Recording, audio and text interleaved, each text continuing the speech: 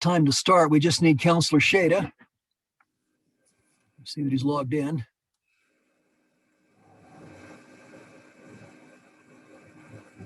Oh, there he is. Here, John. Hey, great. Hi, good to see you. All right, I think we're all here. It looks like 6 o'clock.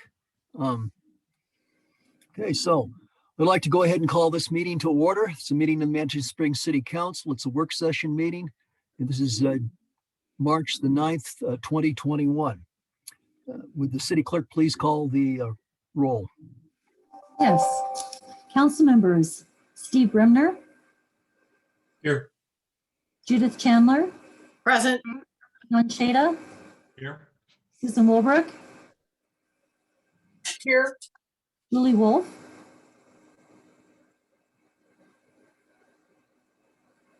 Here. thank you, Mayor Pro Tem Nancy Fortune, Present. and Mayor John Graham. Present. Thank you. Okay, we just have two discussion items tonight. They're both interesting. The first is the match board proposal with the recommendations for the grant recipients. The second will be the discussion of the transportation mobility master plan. So with that, I believe our first item, the match board recommendations, is going to be presented by Neil Mensch. So Judy, if you could bring him over.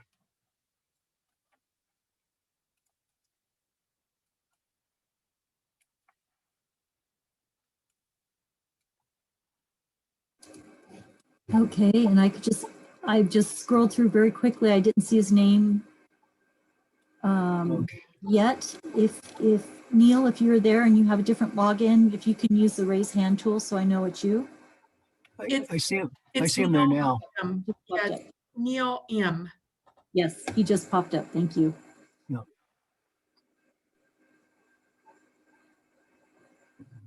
Hi guys, sorry about that. I was a wee bit late. No worries.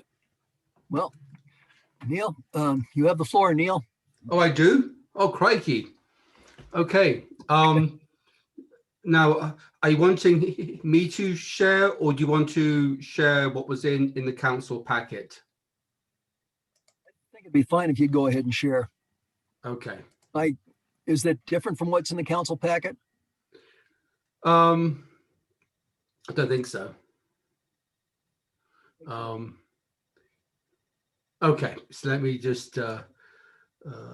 Might just be easier because you know what you want to talk to Yeah. and what you'd like Yeah. to show. Okay. Here we go. Good evening, everyone. Judy, are you able to tell if there's any other members of the match board in the call? You'd have to ask specifically. Okay. All right. Wait away. This is who is on the board: myself, Sarah Gallagher, Nancy Wilson, Randy Hodges, Michael Howell, Anna Andrews Mills, and Laurie Wood. And our officers are shown at the bottom here. All right. So we're going to go ahead and begin with what we call the tier 1 recommendations. The amount of funding available is just over 150,000. And we went along with the original recommendation for this year from Johnson, Raw, Smith, Ortega et al. That was done a couple of years ago. So that was a 55-45 split between city projects and the tier 1 non-profits. With regards to these city projects, we are recommending immediately granting half of the available funds to the Carnegie Library project. But we are recommending the other half of the available city project funding be held till our May board meeting. The reason is, in early May, Hiawatha Gardens is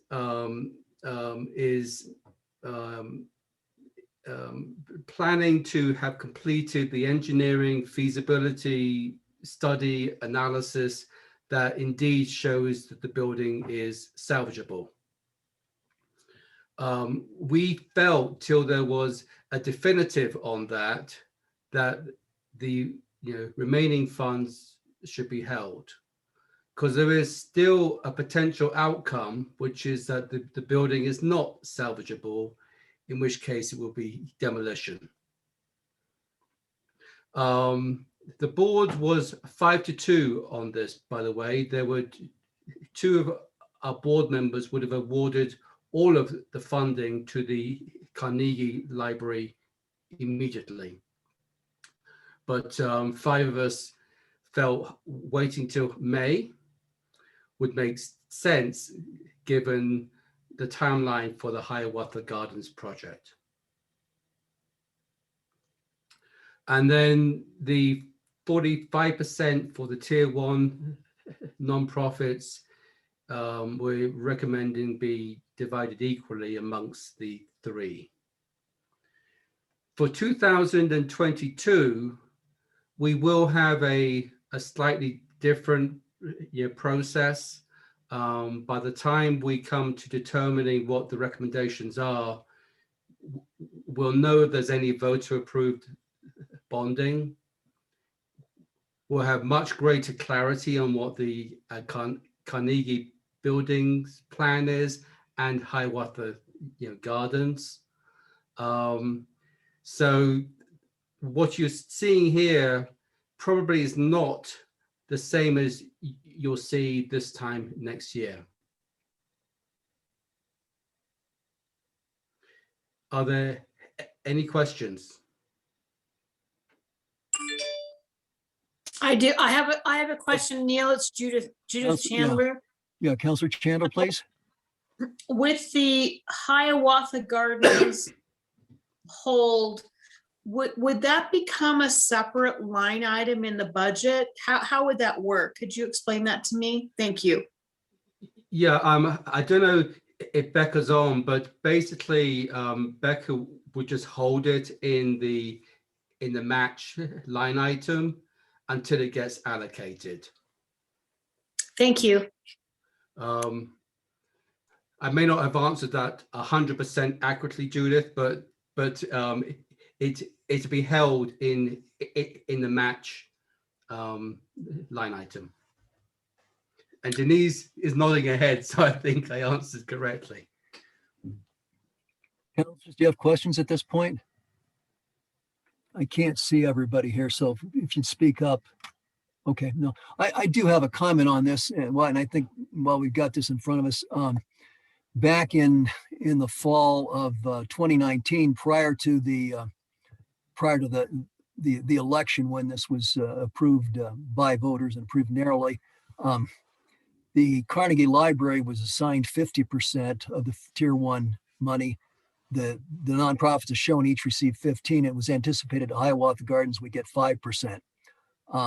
So what is perhaps proposed here is noticeably different than what was presented, although it was notionally presented to the voters at that time.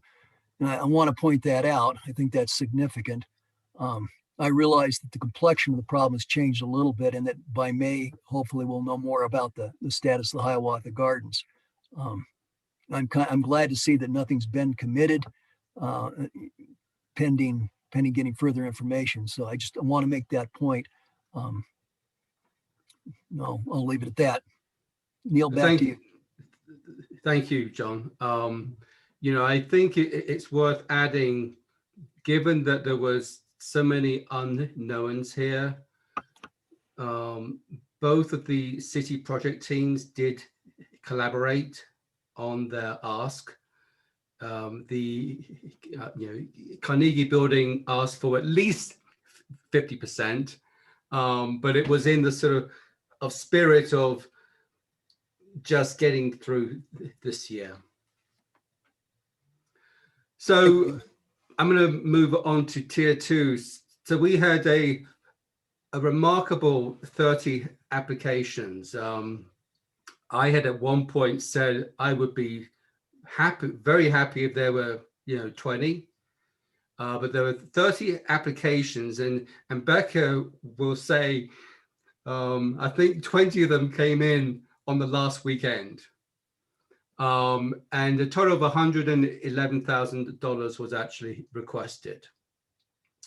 We had 77,000 of funding available, and we're recommending 55,000 of grants.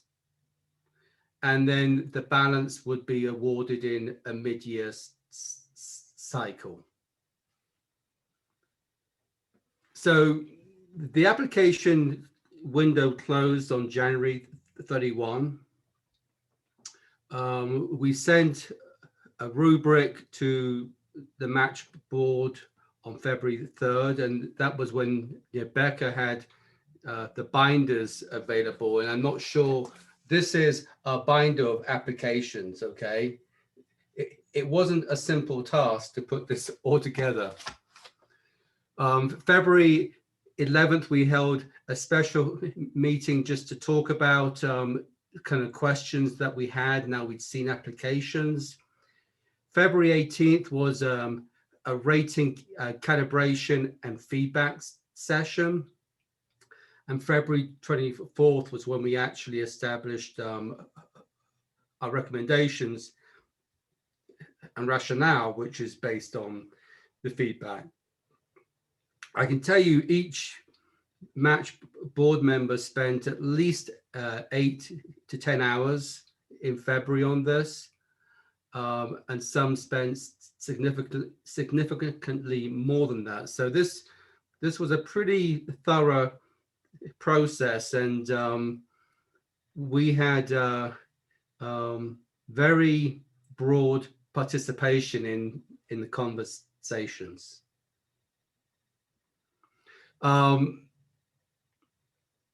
So I've got a slide here that shows the recommendations. And I want to bring your eyes. So we have the applicant, the project name, the amount that was actually requested. Then we have the average rubric score. So this is based on seven scores. So each of these is an average of 7. And then we have the amount awarded. And as you can see, all of our awards are 100%. I want to bring up the two applications here that got a pretty good sort of rating, but ultimately did not get funded. One of them, the Poetry is Healing Workshop. This applicant already has 2 projects that are being funded. And this one had the least connection to Manitou and a relatively small number of people. So we felt that we should not fund that one. The other one is the In Your House Live Music Showcase. This was a relatively large request for a pilot project. And we had concerns if coming out of COVID and shutdown and everything, are people really going to want to watch music online? And there was also some questions on who is applying. Was it the individual or was it the Smoke Brush Foundation? So those are these $77,000 of projects that we are recommending be funded. I see Julie Wolf. Julie, you have the floor. Neil, I have a question about the mid-cycle process. At that time, will your group only be reviewing these grants that were applied for and not awarded yet, or will you be opening it up at that time to the public again for all new applications? Yeah, we'll be opening it up for all new applications, including the ones not awarded, because most of them were because there was not sufficient information. So everyone will be required to submit an application. It could be a new application or a repeat application with improvements.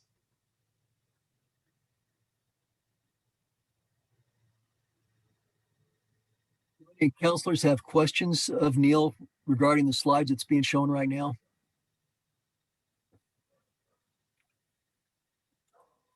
It appears not. Okay, Neil. Okay. So these are the applications we are not recommending. Many of them just needed greater clarity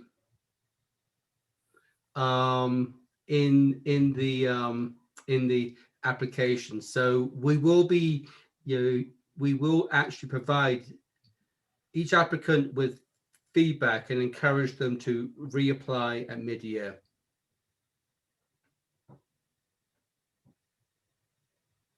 Any questions on this slide? Okay, let's go on, Neil. So next steps, we will have a logo, and there is going to be wording that we ask applicants to include on promotion materials, acknowledging that this was funded in part by a grant from Match. That will happen Thursday, actually. Obviously, we need formal approval next week. We have to prepare 30 letters and incorporate feedback, issue checks. Now, the process, I would say, went pretty well. We did identify some gaps, some areas where maybe there was some duplication. So we are going to be doing a revision of our process that we'll use for the mid-year review. And that's the revising the SOPs. We haven't established what the timeline is yet. We'll do that on Thursday, but my guess it will be late May, early June application. We'd like to have this all done before July, because then people tend to go on vacation and stuff.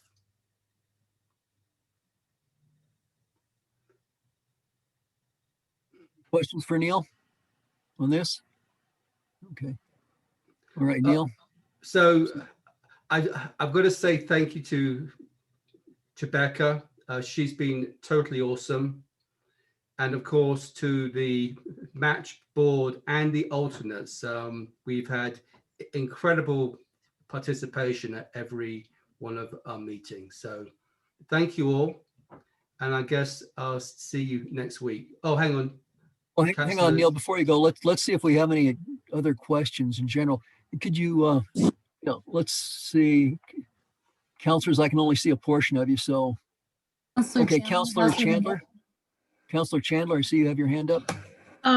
Chairman Neal, this is not a question, it's just a comment. I am just over the moon thrilled. I want to genuflect at all of the board and alternates, and thank you so much. I want to put it out there that I did vote for Match, and I want to say this is the reason why. This is just phenomenal, and I just love to see all of the incredible initiatives that have been put forward for grants and those who are waiting in the wings. And I am absolutely thrilled. This is one of the reasons that I choose to live in Manitou. And I just want to thank you and the board for all your rigorous and hard work. Thank you so much. Thank you. Do you have any other questions or comments from council members? Mayor Pro Tem Fortune has her hand up, Mayor. Okay, Mayor Pro Tem, please. Yeah, I just have to piggyback on Judith's comments. I've been at all the meetings of the Match. They started, I believe, in July, had a monumental task before them, approached it with, just rolled up their sleeves with integrity. I mean, they bent over backwards on conflict of interest. They put together a framework in which to do this. And, you know, in what, 8 months, we're at this stage. So I got to hand it to the board. Amazing, amazing work. Thank you. Thank you.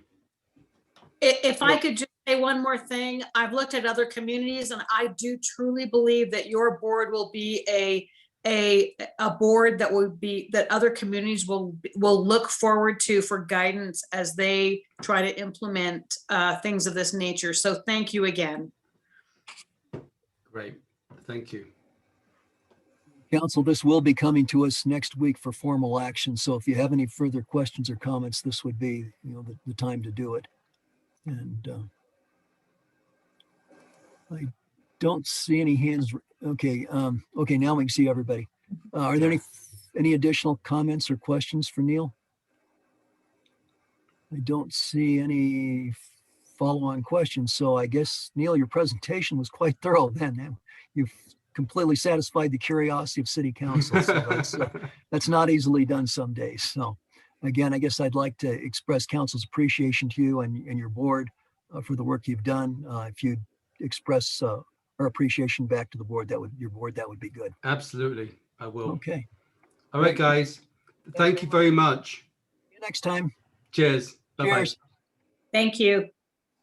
Okay. All right, council. The second item tonight is the discussion of the Transportation and Mobility Master Plan. And that will be presented by Mr. Cheney. So as we give the floor over Mr. Cheney, I would also like, I believe we're going to have a presentation, or a portion of this will also include some, at least one COG official. And in terms of when to ask questions and so forth, I would defer to Mr. Cheney and see how he wants to handle this. Well, good evening, Mayor and City Council. And as the Mayor said, we are going to introduce the Transportation Mobility Master Plan, which has been in the making since 2019. And after the city portion of the presentation, then we will move on to the Iron Springs Chateau, which I will cover their one slide, and then the COG will present their slides. At periods throughout the presentation, I will go ahead and pause and ask if there's any questions. So that way you can go ahead and ask some questions as we go along, so we don't have all of them at the end of the presentation. So the city TMMP was brought in 2019 and approved, and it had 6 areas of focus, which includes transit, which was mobility hubs, enhanced service, improved transit amenities, parking, which improved communications, demand management, enhanced supply, walking and rolling, so improved ped safety or pedestrian safety, extended pedestrian reach, and improved experience, biking and mobility, a network of connected facilities, forward-thinking policies and regulations, streets, enhanced street safety, improved efficiency and access, and communications, implement, coordinated, and engage in wayfinding using new applications and online apps. And I'd like to add a 7th, which wasn't in the TMMP, but thinking about our environment as we proceed with the congestion and transportation. The point of the meeting tonight is to show what we're implementing this summer and how we're moving forward with additional ways to control congestion in the city. And the point is to improve the livability of residents, increase business customers, and protect the environment, and basically have a positive user experience. This is just a review of the slides. There are many slides. Some will be quicker to get through, others might take a little longer.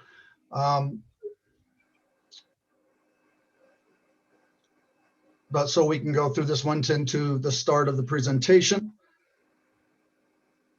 Oops, sorry, I went too far. Major challenges facing Manitou include our inventory. It's been discussed that we need more supply, more parking spaces. That'll be covered in the presentation. The needs of residents, employees, and business, and destination visitors, whether it's to the incline or COG. Those are some of the challenges we face. Better communication between all the groups, including the Transportation Parking Board, the businesses, residents, the Metro Parking District. Communication and wayfinding needs to be improved. Proper and effective pricing for parking areas, basically what they term as the right price to reduce cruising, and improved micromobility in the city. Again, in the end, our point is to try to improve the livability for residents, increase business customers, and support business, and to protect the environment.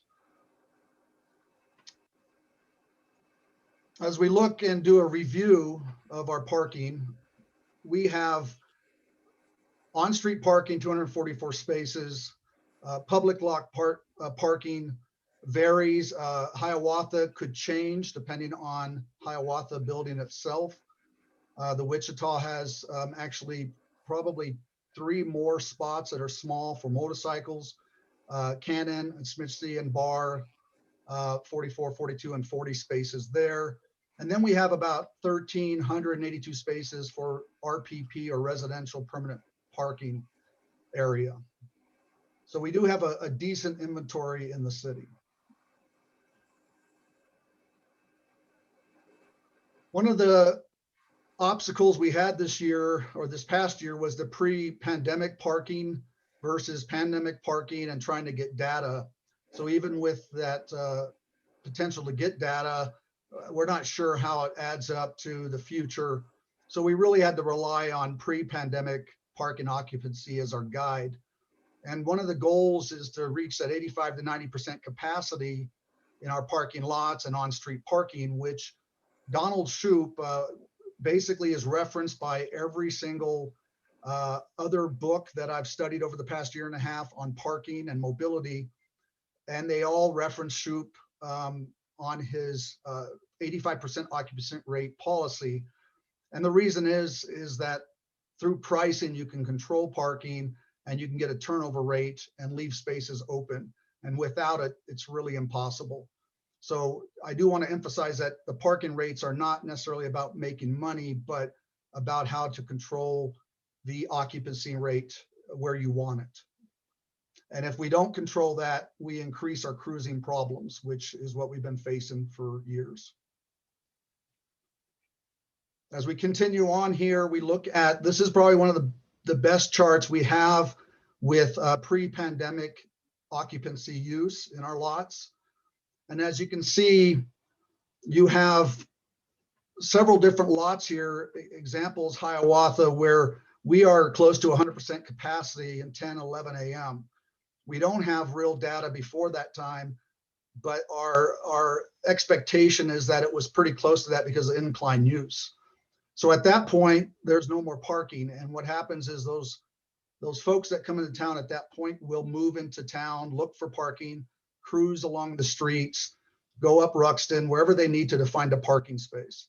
So the idea, of course, if we're at 85 to 90% occupancy, then that's where they would always find at least a couple of parking spaces open. And if you look at all these different areas, we run into the same problem of at certain times of the day, it's above the 90% capacity level or 85% capacity level. And that means that we don't have enough parking for turnaround and turnover. So cars have to cruise 10 times around just to try to find a parking spot, the same cars, versus you drive up, you find a spot and you park and you're shopping or you're doing something else in town. If we look at the vehicles per hour, again, this is uses the 2015 Ruxton Avenue impact study. This is important because, of course, 500 vehicles per hour, average 300 per hour is way too many. There's many problems associated with that, from livability for residents, the environment, just the problems of getting out of your home. So there's a lot of problems with this. And we need to make sure that we try to prevent this. And what you'll find later on when I talk about the FERS, or the free incline reservation system, as how we feel that is basically our foundation of our parking control, and how it already has affected and will help with this situation. This data is based on what I understand with the study is at peak times in the summer. So it's mostly about, this is not year round every day, obviously, it's during the peak times. And so if we go back to what we were doing, for example, we could be back at these rates, which is not sustainable.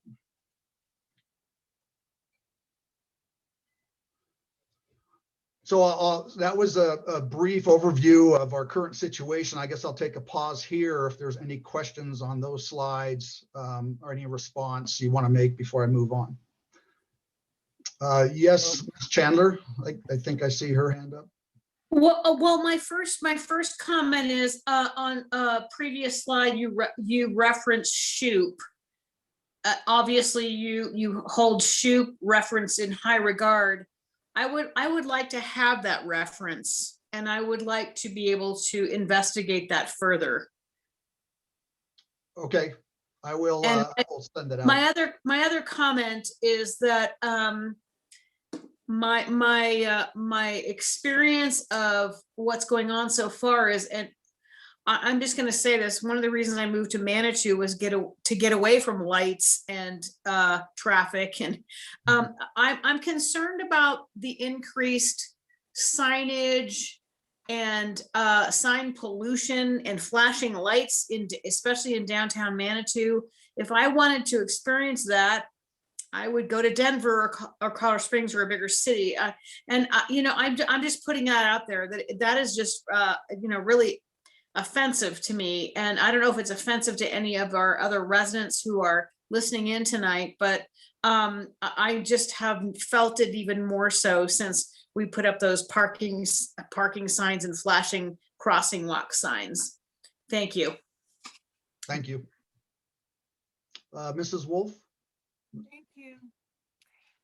This is more of a comment, I guess, than a question, but with the previous slide on parking mobility review major challenges, I just wanted to comment the bullet point that says that one of our challenges is to address the needs of the incline and the COG as destination visitors. This may not be the appropriate forum tonight for this more philosophical, lengthy discussion. But I don't necessarily agree that it's appropriate for Manitou to address the needs of the incline and the COG.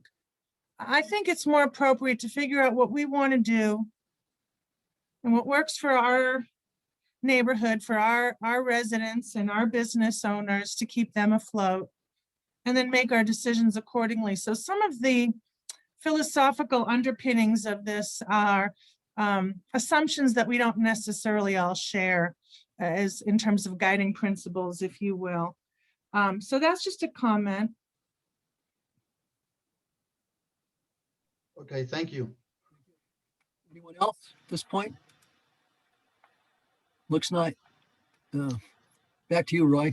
Okay, so one of the areas we're looking at as well is the parking codes. And some of that will be, as we go through the code rewrite, my understanding is the parking will also be looked at. Some of the examples of where we need better codes to help with enforcement are when we immobilize or impound vehicles. Currently, we struggle because, and some of that was with the past vendor passport, where they had a 30-day after the third citation before we could impound. And so technically could have a vehicle out there for a long time using a parking space. So with the current, on an operation standpoint, looking at doing a 7-day, because again, it doesn't help our situation if a car stays parked for 30 or more days in a spot that we need for others and people using and wanting to shop in town, for example. The 2-hour limit on paid parking, there's been some requests to change that to 1 hour. And part of that was also for help with the incline parking controls. If it's 2 hour, you do have some incline participants that are able to park there and then do the incline or try to do the incline, but it again takes parking space. 1 hour would still allow shopping in that area. So currently we are talking with the businesses in that block to see if they support the 1 hour.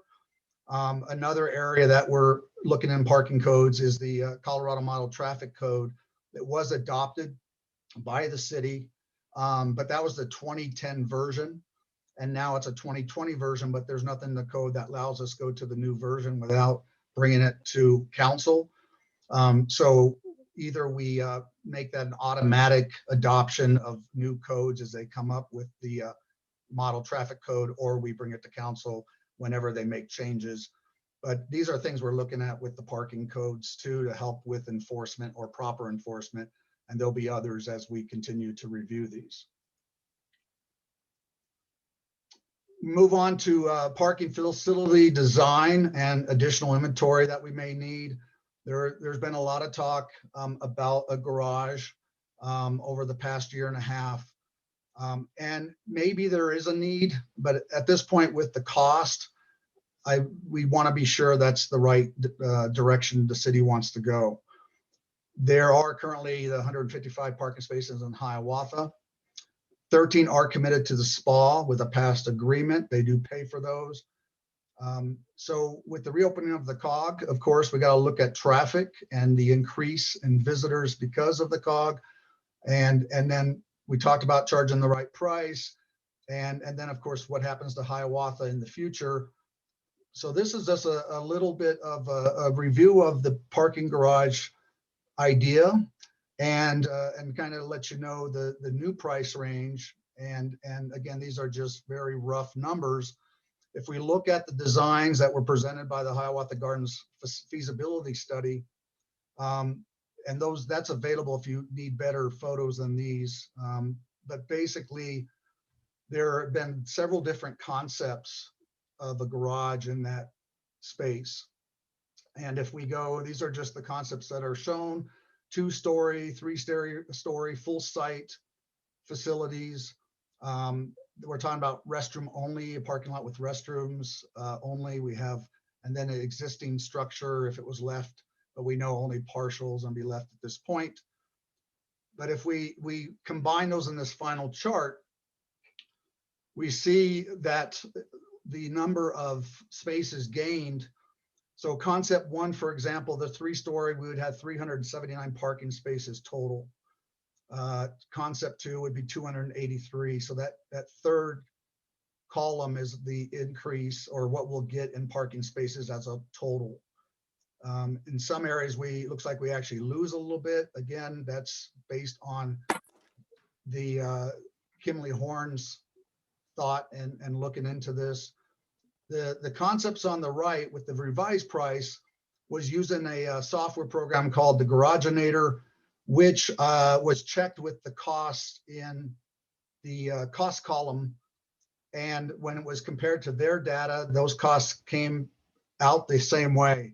So the additional cost here is due to adding a better facade that would match more Manitou's look, and to make the ground area more stable because we're next to the creek. It does not include flood mitigation, which is a whole separate issue we'd have to deal with.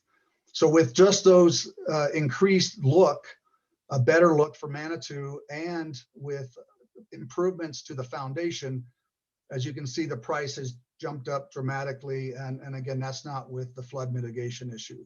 So that just gives you an idea of the possible cost for a garage. And of course, it can be higher or a little bit lower, depending on what you would want to do if we decide to go that route. Again, I'm not 100% convinced the garage is needed at this time as inventory. We have other ways we're looking at inventory being improved. Any questions on the garage and that part of the presentation? Yes, Ms. Chandler. So first of all, I just really appreciate your approach when you told us that when you increase the lanes of traffic, you get more cars, not fewer cars. When you add more parking spaces, you get more cars. When you add a parking garage, you get more cars. And I want to just go on record as saying that I am adamantly opposed to a parking garage structure. This is exactly the opposite of what we need to be doing in Manitou. If we want to live in a town where we just have no trees and we have just parking garages, I could go live in Denver. I do not want to be a playground for Colorado Springs or other municipalities where they just come here on the weekend and everything that we do is just focused on tourist attraction. We have got to balance what we provide our residents with a peaceful living. I think there, with climate change happening, I think there may be a time that our town will say, our town is full today. We don't have any parking. That will be one of our signs that you put out. Manitou is full today. Try us again tomorrow. Make a reservation for tomorrow, because that is, mark my words. I remember when I said we would all be wearing masks before this COVID thing was over. And I have saved emails of people on council that email me and said, what are you saying? What do you mean we're going to be wearing masks? This is a big deal. This is a huge deal. I am just not going to stand by and let Manitou become one big parking lot for tourists. So I really appreciate and applaud your work. This has got to be the #1 hardest thing that we look at. And I asked for that Shoup reference that I really want to take a deeper dive into what you guys are looking at as your references to find out really and truly best practices. So kudos to you. And I just want to go on record that if this community is thinking about a parking garage at Hiawatha Gardens, I think that is exactly the wrong direction for Manitou Springs to go. Thank you. Thank you. Okay, and Mayor Questions? Graham, I can't see everyone on the screen, so if there's someone I'm missing, please let me know. Tim Fortune has her hand up. Okay. Thank you. Mayor Pro Tem? I just wanted to ask, it just seems, it's not important at this time, but if we do pursue parking garage, and I agree with Judith, I don't think it's the right time at all to even be discussing parking garages. But that being said, is there any update on the Wichita lot plans for a parking garage? My understanding at this point by the Metro Parking Board is that they're not pursuing a garage at this time. Thank you. You're welcome. I have a question, Roy. Yes, Ms. Wolf? Thank you. Hey, speaking of updates, can you give us an update on the April 1st parking reservation system that's paid at Hiawatha? Yes, I will be talking about that shortly in the presentation.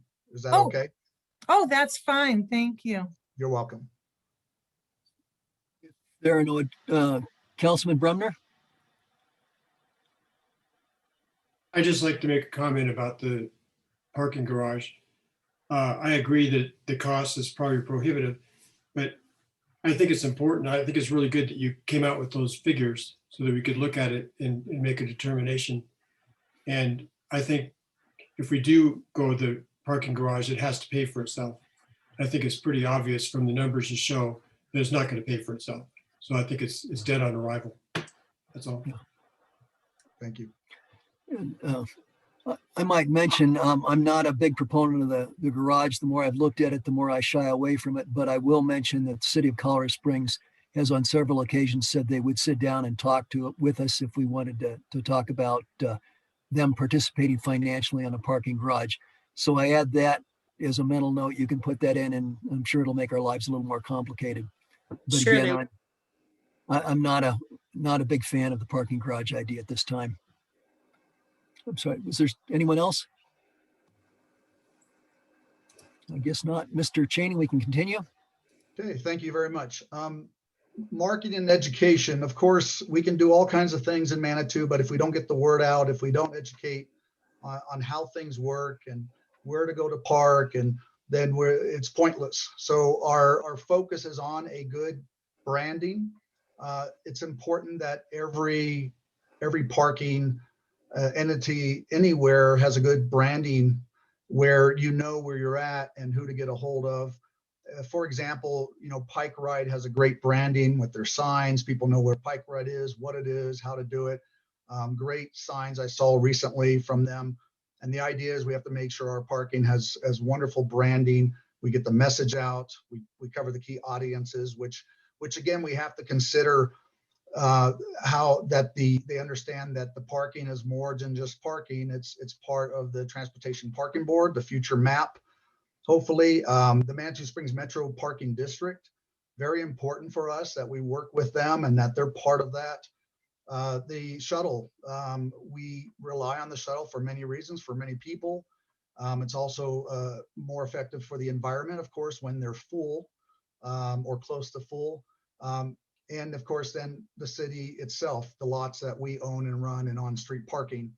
So our messaging also has to be consistent, frequent, has to anchor to us. And again, our audience are the residents, the businesses, the patrons, the visitors. And, honestly, whether we like it or not, the amusements and others, they come into town, they will affect our transportation problems. So we have to address their needs too and try to at least work and find solutions. One of the key, the 5 key statements that we're looking at for a successful parking brand is be memorable.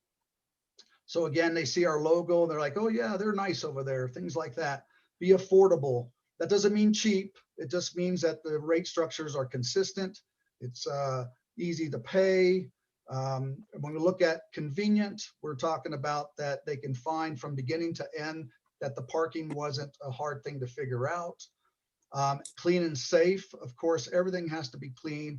One of the things we're looking in this area is that the parking department takes some ownership of each lot, and then we utilize some volunteers to clean it on a regular basis.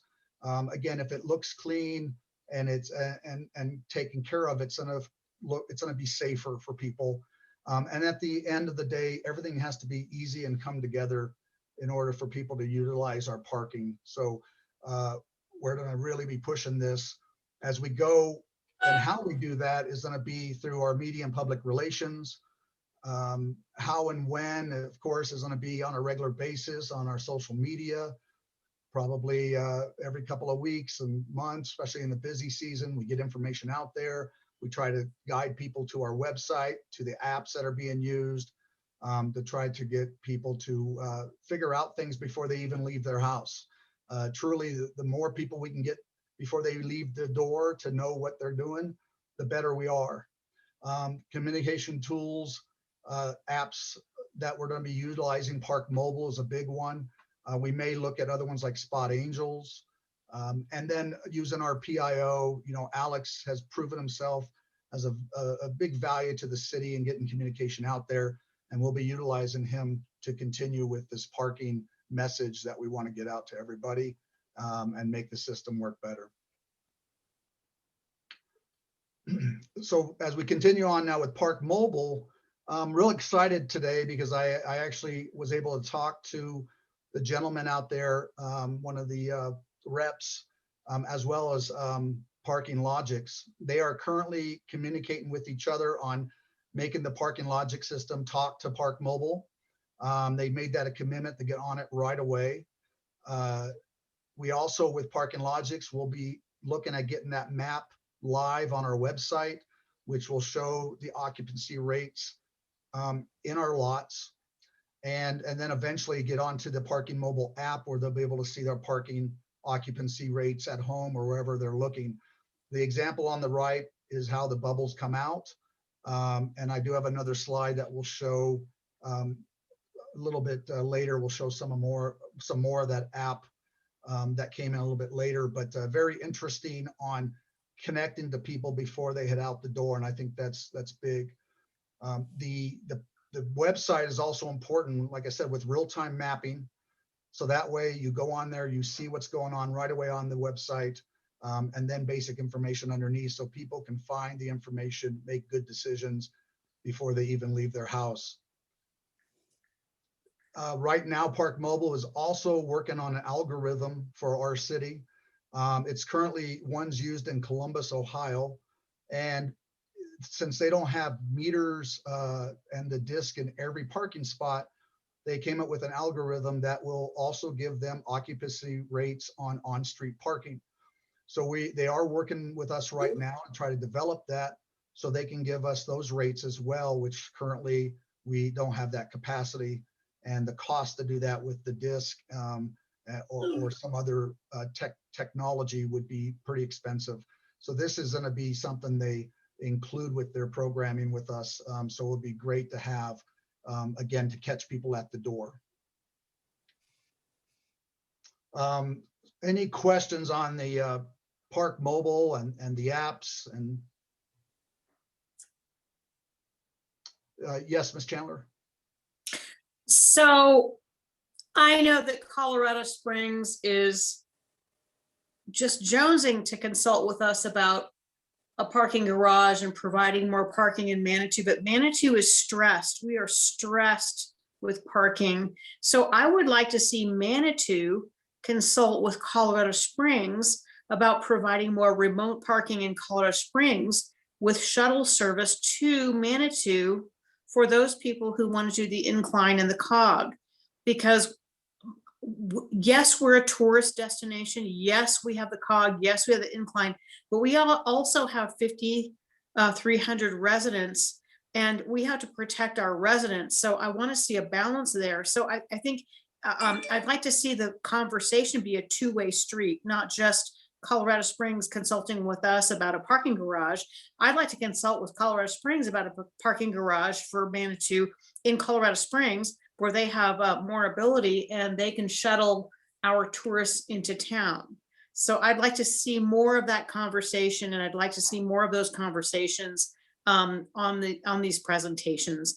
Again, parking, I think, is one of the top three really difficult things in this town. And Roy, Janie, you have done a phenomenal job. So kudos to you. And I appreciate your presentation. Thank you. Thank you. And interesting enough, on that topic of possible a shuttle into town, that it has been brought up by one of the groups in town about talking with them, and they've been talking with them as well. So it actually has been a little discussion on that, but I don't think it's a bad idea to bring up. And so thank you for that information. Thank you, Roy. Counselor Wolbert has her hand up, Mayor. Thank you. I think the idea of a shuttle is a good idea, not just to help Manitou, but I think there are small businesses along in downtown Colorado Springs, OCC, and Manitou that would all benefit from that. And I like the idea of an alternative look at that. It would also, that kind of shuttle would also be something that would be valuable to Manitou residents and would keep them from necessarily using their car to get all the way down to Colorado Springs in some cases as well. So I like that. It's an out of the box thing. We've been talking about it for years, but it never seems to get any traction. And I think that, the key to some of the climate change and environmental issues that we're facing is better communication. So the Park Mobile news that you shared, Roy, is very exciting, but we've got to get better with the chamber partnership in letting people know what they can do before they get here. I know Alex will be working on that. We just need a lot more collaborative communication so that people aren't driving through town, because every time they don't see a sign or don't get the information and don't know what to do, it makes all the impacts on our environment and our quality of life worse. So I understand there's some visual pollution, and that's a big thing, and that's something the Transportation and Parking Board's always had to contend with. But I think sometimes those signs are really a bigger, more integral part of how we deal with people not continuing to circle town. I think the parking garage is also, I'm going to go off on the other end here and say, I don't think we can fund it now. I'm not sure it's the right idea, but I know that if people drive into town and park their car and start walking or get on their bike, they're also doing more for our quality of life and our environment. And I've always thought that the parking garage, there's so many creative ideas out there that you can, what if we were to solve an affordable housing problem with a parking garage simultaneously? I'm sure I'm going to get a lot of criticism for saying stuff like that, but it's, again, this is this opportunity for Manitou to be out of the box and think a little bit differently. And I'm not sure that a parking garage doesn't fit into that. And as we look back on this conversation, Roy, that you presented so far, and we move forward with it, I just want to remind everybody that so much of our revenue currently comes from tourism. We were founded as a place to visit, and it's almost always 50% of our revenues that come from the people who seek refuge from other places, including Colorado Springs. And we can talk a good game about how we don't like to be disrupted, but we really don't like to be disrupted in the revenue department. So every conversation that we have about this has to include that. It doesn't mean that anybody else on this council is wrong or that their ideas aren't valid, but even our plan Manitou we are a welcoming community. It also says we're a renowned destination. We have and will continue to be that. And our town's financial health depends on that at this point. And I just think that to have a conversation that doesn't include that doesn't serve this community very well. So those are some of my thoughts so far. Roy, thank you so much for this presentation. I look forward to the rest of it. Thank you. Mayor Pro Tem, please. Yeah, thank you. Just a quick comment. I noticed that Colorado Springs City Councilor is on the presentation tonight, as is the Executive Director of Pike Ride.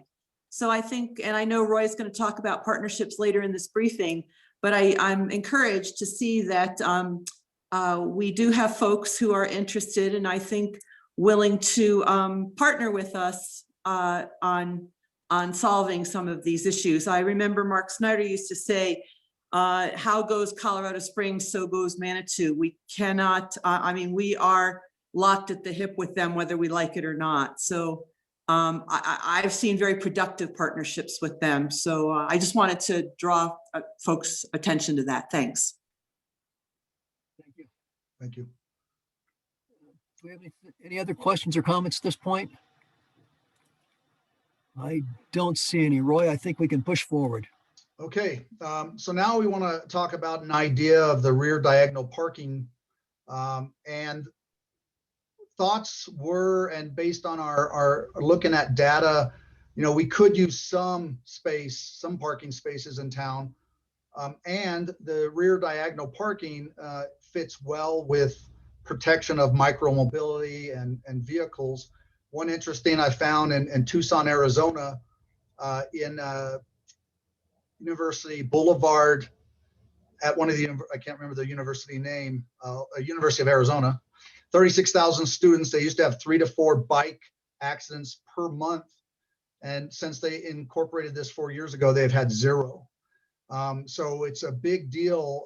If you look at the way this works, of course, there's only the 3-step process, where parallel parking requires that 4-step. And for some, it's probably 10 steps, just to get into the parallel spot. So what happens is people avoid parallel parking. It's as high as 40 to 50%, and they will then cruise. And so that's more pollution. That's more cars going up and down Manitou Avenue. So with just a 3-step, they can get a parking spot and be done with it. So this is the idea, the protection to the bikes. If you notice from that bike picture, where you're getting ready to pull out is the driver's side's facing the traffic, oncoming traffic, bikes and cars. That's the safety aspect of this.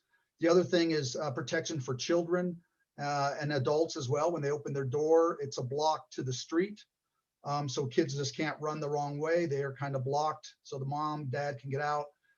And then when you're putting your groceries or whatever you're getting, you can get it right into your back trunk from the sidewalk side. So it's something that is growing. There are more than 25 communities that use rear diagonal parking at this point.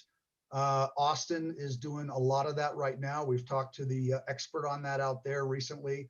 And he was a big part in Seattle doing where they have a lot of rear diagonal parking out there. So this would be from City Hall to the chamber.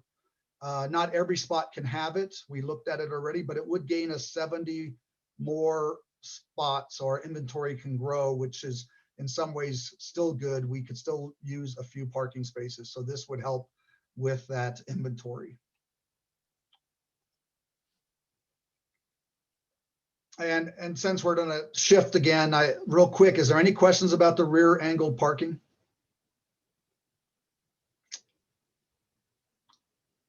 I don't see any, so I don't know if Mayor, you do. Wait, Julie has her hand up. Julie, please. Just for clarification, did I miss the presentation on April 1st deadline, or is that not come yet? That's not come yet. Okay. Do you have any other questions, comments? It appears not. Roy, let's push on. Okay, these are some of the tools that we're able to use, most of them through T2, some through Park Mobile. And this is why that contract with T2 is important to us. The virtual permit parking is something new and will save us money because, again, it's virtual. We will have some hang tags because some people don't want to use phones or don't have them, so they can still use tags, but it means we can buy less of those. We won't need as many. So virtual permit parking will make the system easier. We'll be able to check on things better as the parking vehicle drives by. The validation system is something new for Park Mobile. Most likely that's who we'll go with on that.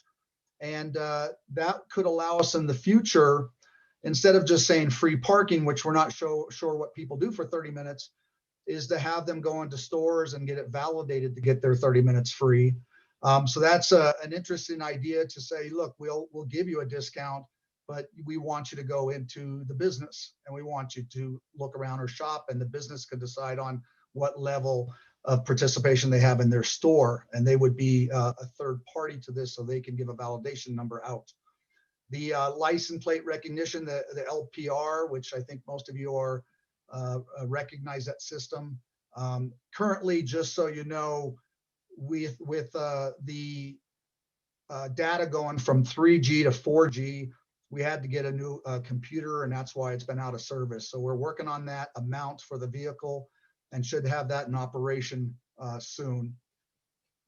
Mobile payments, of course, with the pandemic, more and more is going to mobile payments and away from the kiosks themselves. And some predictions by the experts is that kiosks will be things of the past, just because on your phone you can go ahead and pay and take care of all your parking needs without going to a shared kiosk.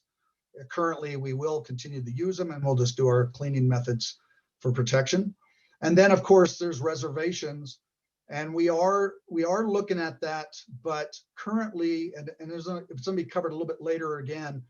Our FERS system, the free incline reservation system, currently is set to allow for more efficiencies if we don't reserve in Hiawatha.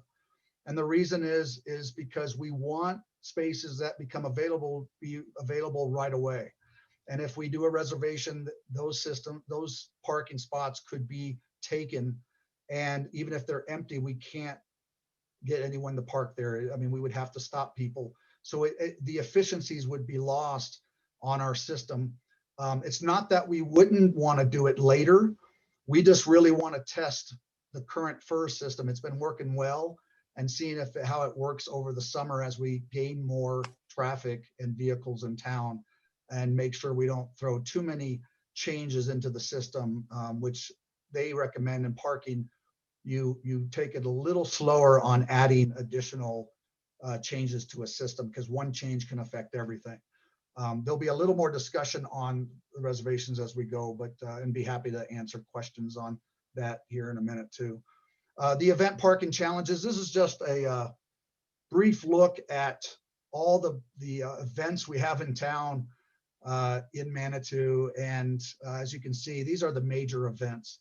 These don't include the extra parties and things that go on that get scheduled later. So we have a lot to think about. One area I'm talking right now with Park Mobile is, what if we do reservations for the big events? And we make reservations in all the lots that we need.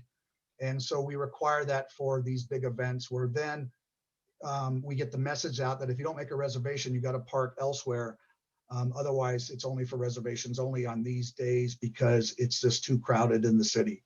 So we are looking at that, and it looks promising that we'll be able to do a reservation system during the big events that we have to limit parking in the city.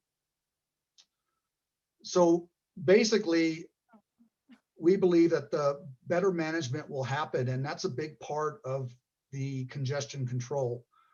As I mentioned, FERS to Dole and myself, the program that we suggested early on, and that's why him and I have, he's been a big part of this plan for me and the parking, given information from an engineer side. And FERS to us is the foundation and has already contributed to lower traffic in town. So we're really excited that that needs to continue. And that's what we're pushing for with incline management. And they seem very happy with the results as well, especially with the customer experience. Of course, Park Mobile is going to be a big player in catching people at the door. If we do, with reservations, then they could do reservations there as well. Wayfinding becomes a big issue from our parking logics, and that ties into technology, but also with just the static signs on the typical parking signage that's put around throughout the United States. The blue P is known everywhere. So we have to put those in areas to help guide traffic off of Highway 24 to our parking. Mentioned earlier, the Chamber of Commerce. Just today, I talked to Leslie about a few things. That relationship is great and will continue, and that communication will continue to be improved and enhanced. And it all ties into our PIO, who I know will help us with all that communication and getting the word out.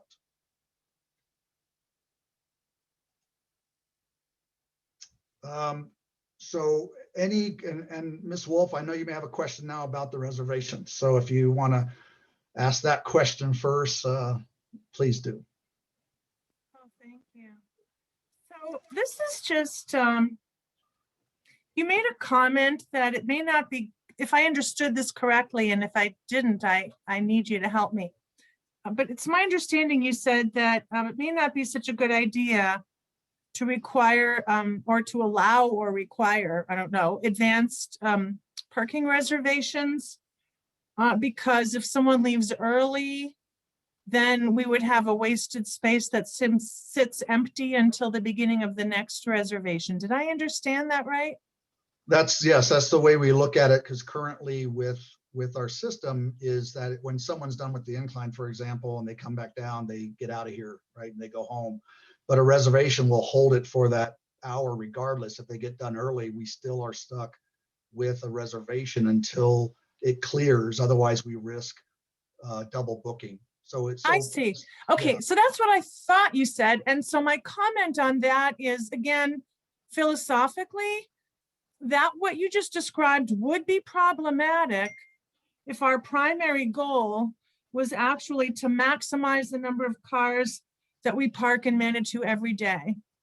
And while I recognize that is one of the goals, I think it's secondary.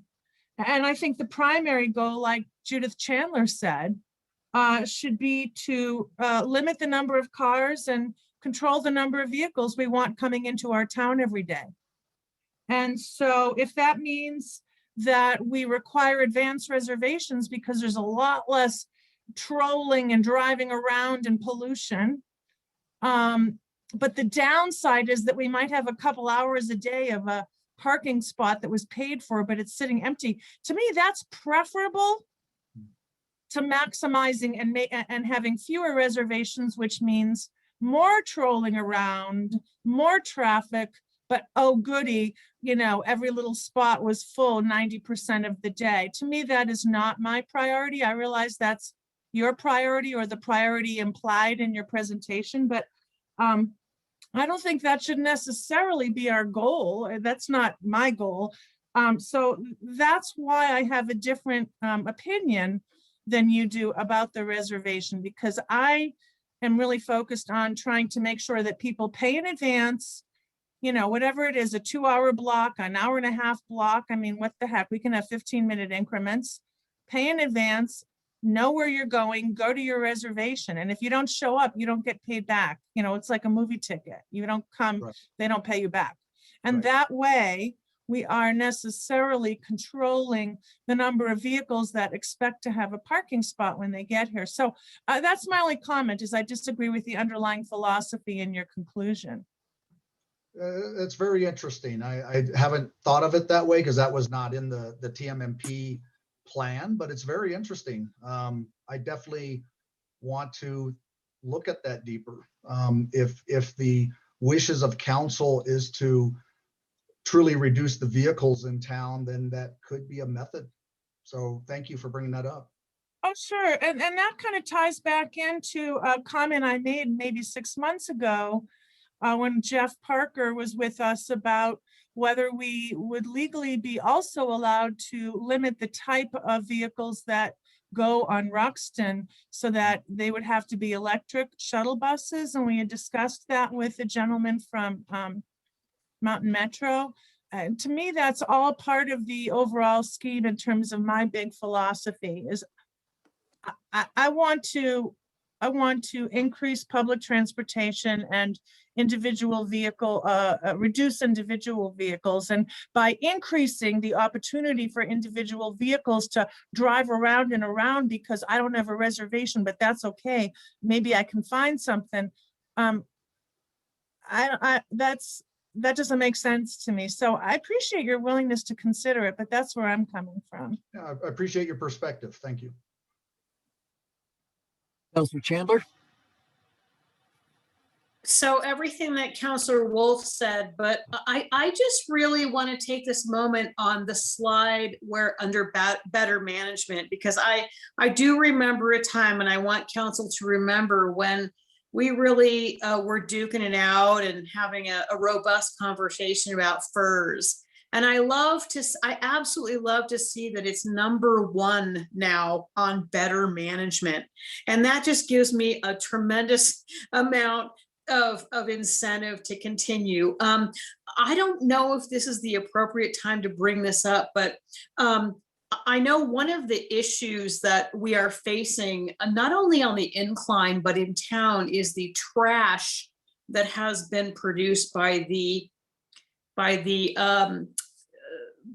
wristbands for the incline users. And I've just been trying to rack my brain about a solution about that.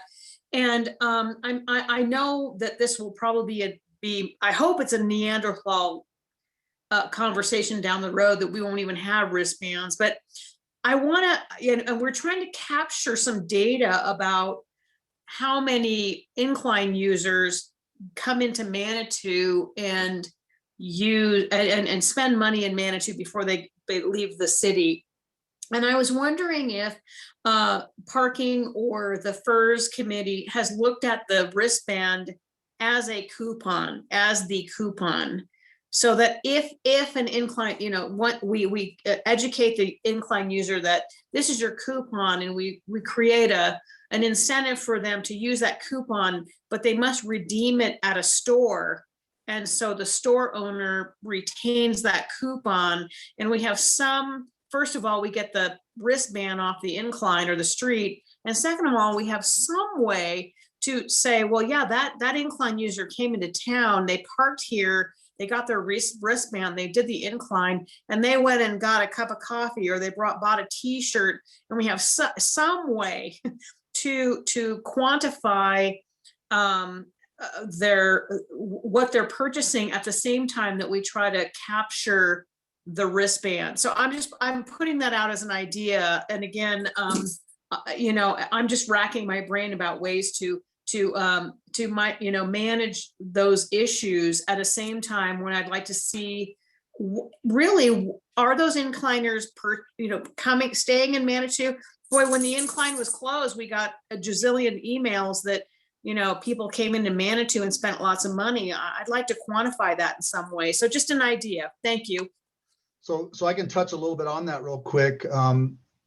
The first one is that after our incline meeting last week, we're going to go ahead and do a trial without the wristbands. It's a good time of year to do that. One thought was just stamp in the hand, which causes nothing, no pollution issues. So we're going to test it out and see if there's any additional problems because of lack of the band. That's good, because then those little strips is what we're talking about, those little strips of paper that come off the sticky side of the band. So we're going to test that out with Colorado Springs. Number two is we actually do and have worked with the chamber on the bands being a discount at the local shops. I will say probably the message wasn't out there strong enough, but they can go to any businesses that honor it and get a discount based on what the business wants to do. So we are trying to push that.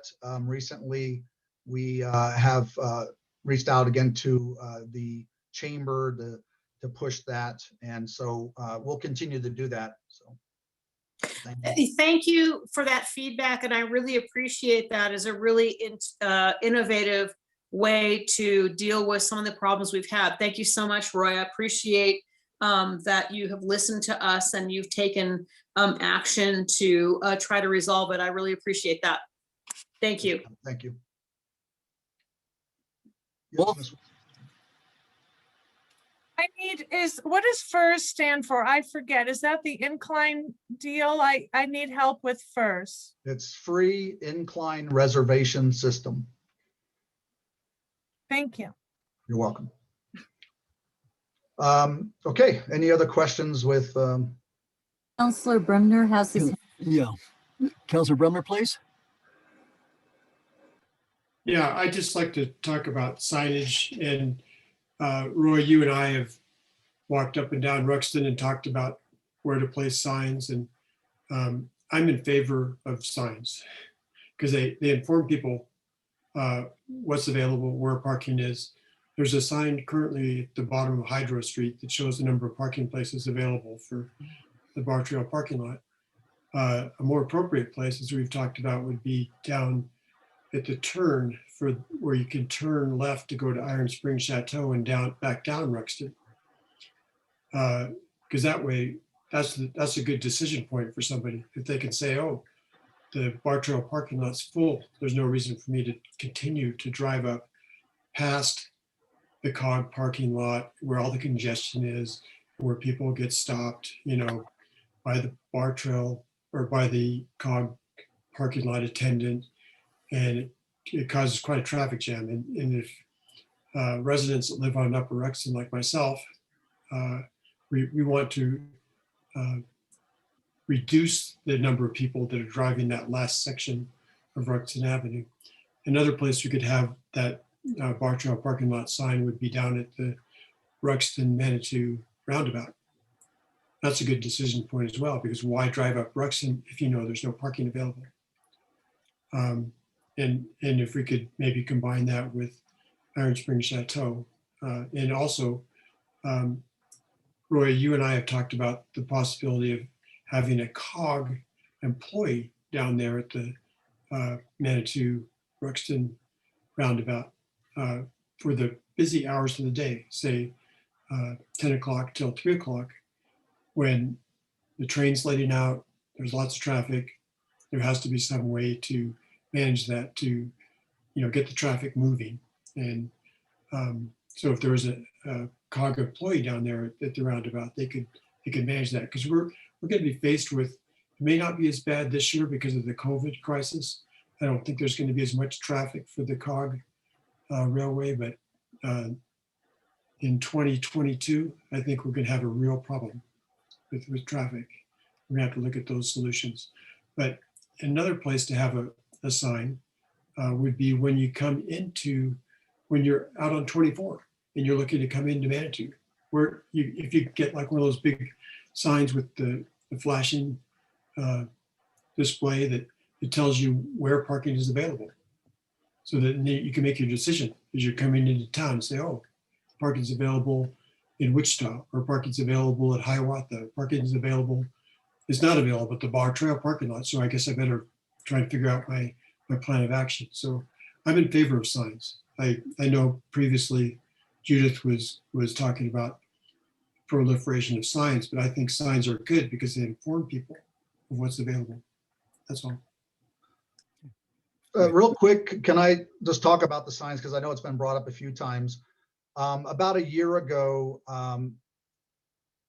that Denise and I had parking go around and pull as many signs as possible off of Manitou Avenue, Ruxton, to try to minimize sign pollution. So actually surprisingly, a lot of signs are down already that we had excess signs that were put up by SP Plus, for example. So we went out and tried to pull as many signs as possible and still get the message across. In the end of the day, though, the only way you can communicate with people is through some signs. And so that's why we end up putting some back in key locations. For example, these state law pedestrian signs, they're movable, but we were having vehicles too close to the crosswalk. That's going to be a hazard toward kids walk in and can't be seen. So from a safety standpoint, we wish we didn't have to put anything there, but it seems to be working. We got a lot of compliments that it seems to be working. Now the flashing warning sign, we only have one on Manitou Avenue and one on Crystal Hills. And so that the one on Manitou is kind of a pilot. It only flashes when you push it, but it's not that we have to add any more or even continue with that one if it seems like it's not effective. I do know the one on Crystal Hills with the school crossing has been appreciated in that dangerous corner there. And then the crosswalk flags also we've seen helped with people seeing pedestrians crossing. So it comes down to the safety issue, but we will always be careful on sign pollution. And if we're adding a sign, can we remove a sign? Is there something that can be removed that's not needed? So we'll continue to do that. And yes, Ms. Wolf. I'm no sign expert, Roy, but, and there's probably books on this, but if we don't eliminate the signs, if we could maybe cluster them together so that there aren't there's a sign at the beginning. It seems like there's a sign every few yards or something. It does create a visual blech. It looks unprofessional. It looks like podunk, small town icky. So maybe if there's a way you could cluster them together, it wouldn't be so offensive. Just a thought. Yeah, I always believe there's ways. I believe in ways. There's always a way to do something. So let's we'll look at that. And we actually talking with Kevin a little while back, we were talking about maybe, and he actually suggested maybe we could move some side signs together and remove other signs. So so it's doable as long as the signs are not blocking other signs or causing a distraction too much. Or there's things we have to look at, but I think it is doable in some places for sure. And then we'll continue to look at that. And if you notice a sign, any of the council members, we could always use some help. If you notice a sign that that seems to be questionable, let me know. Take a picture, send it to me and say, Roy, do we need the sign? Maybe not. So we'll definitely look at those. My other reservation question for you, Roy, is, but tell me if we just haven't come to it yet. But when are we going to have mandatory reservations in advance? Bar Trail, Hiawatha, is that something that, for a year we heard there was a problem with the signs not coming across the customs at the Canadian border or something. But it's been a year. So really, I want to know, do you have all the signs you need or have you not ordered them yet? What the heck? Can you really comment close on to the that? signs. We're really close to that slide. Oh, okay. Really close, I promise. Okay. Right. Mayor Pro Tem has her hand up, please. Nancy. Thanks. Roy, and you've heard this from me before, and I know it's a tremendous balancing act, But having gone through Manitou Avenue this weekend and seeing the incredible congestion, the balancing act between pedestrian safety and congestion, and it was very clear that in this case, the balance is now completely on the pedestrian safety. And it was almost impossible to get through Manitou Avenue this weekend. So I know that that's kind of proved, the consultants who did the TMMP, it proved what they told us, that instead of this sort of a solution, you need, and again, I know it's another light, but you know, an actual light where pedestrians, it would be red and green, and pedestrians would not be allowed to cross to allow the cars to go through. And that could be, you know, only on really busy weekdays. But I was wondering why you chose this as the only solution, and blinking lights, which again is pretty much purely for the pedestrians, as opposed to looking at that sort of a lighting system. Well, in many communities, this has served to work well, and it was a lower cost solution to get something out there currently for ped safety. And you know, so we made some decisions to get it out there. If we end up going with all flat, you know, number one is I'm not sure that council wants all the flashing type signs, but so these were not flashing, but they still serve the purpose. The other thing is that these themselves block the crosswalk area. By law, we're supposed to have about 15 feet of protected space. And if you get a unloading occurring there, it blocks the pedestrian at a point, and then they pop out in traffic. And I know myself, I've seen at least twice where someone popped out suddenly, and lucky that no one hit that person. So Yeah. part of that, and that seemed to help, but you understand my point, yeah. is that unless it's just a steady stream of pedestrians, because they have the complete right of way, as opposed to stopping them for a period of time to clear the congestion. So I'm not, just something to put on your very large plate, very full plate. But that does, it, you know, again, it's not usually such an issue, but this on a weekend like this past weekend, the congestion of cars, if you can solve, you know, if you can kick all the cars off the road, that would certainly solve it. But in the meantime, that, you know, we've got way more congestion now. Thanks. Okay, thank you. Yes, Ms. Wolf. And from what I've read in picking up on Nancy's comment, is that the other side of that coin, or from what little I've read about parking and stuff, which isn't as many books as you've read, Roy, but a little bit, they say, and I experienced this actually in Grand Junction in the historic section, if you in fact do give the pedestrians the right to cross whenever they want, not have to have a big ugly, you know, crosswalk and traffic light with, you know, the go and the don't go for the pedestrians, it really slows down the traffic, like Nancy said, and people hate that. And so if they can avoid that, because they can come into town in advance and know exactly that they're going to be in spot 24 of Hiawatha because they prepaid their little $5, then they don't have to get stuck in the damn congestion downtown. So it's one of those chicken and the egg things where it's so miserable. If it's so miserable for cars to be right downtown, they'll figure out a way to avoid it. If it bothers them, the next time they'll learn their lesson. But if we make it convenient for lots of cars to come downtown, we'll have more of them. So that's why I'm in favor of pedestrians always having the right of way. That's, if you've ever been in downtown Grand Junction, the road is so darn skinny. I mean, each way is one way and there's no turn lane. So if somebody wants to take a left, you just better wait until they can cross the traffic to take their left. It's so slow. And so people hardly go down that street. They just stay on the periphery and they park in the designated parking lots. And I think that makes sense for a city planning perspective. Okay, thank you. Okay, go ahead and move on then. Looks like we've all asked our questions. Mayor, I saw Councilor Shada with his hand up. Well, I'm sorry, Councilman Shada, please. Yes, I disagree with Nancy. I live in the downtown area and I walk all over the place. And this last weekend, it was fantastic. The cars were going slow. It was safe for pedestrians. we've been through this where cars have the right of way on Manitou Avenue and we've killed people, okay? So I totally agree with the other comments that, you know what?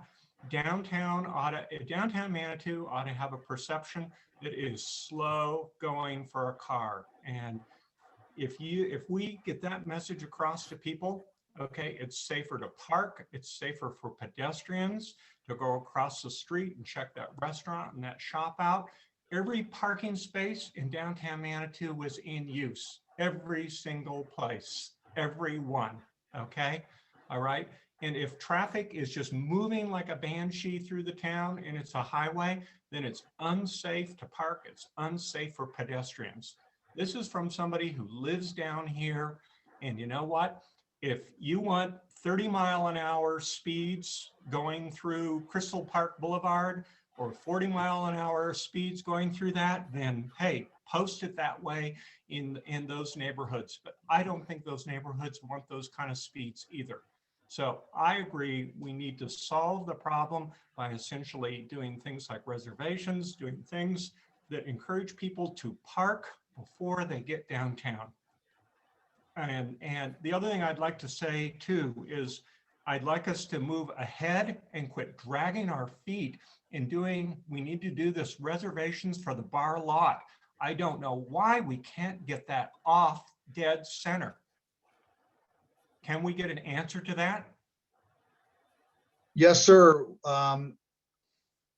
This month, we were bringing that up to the parking board to get their recommendation as well. I personally think that a reservation system would be a positive test up there. It's a good pilot area for that to see what it does, but it's a restricted kind of area, right? It's for the bar lot use pretty much.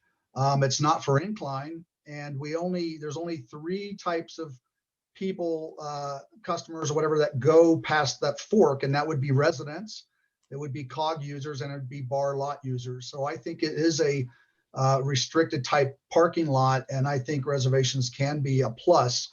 The hesitation was that they tried that a few years ago with SP Plus, and it failed.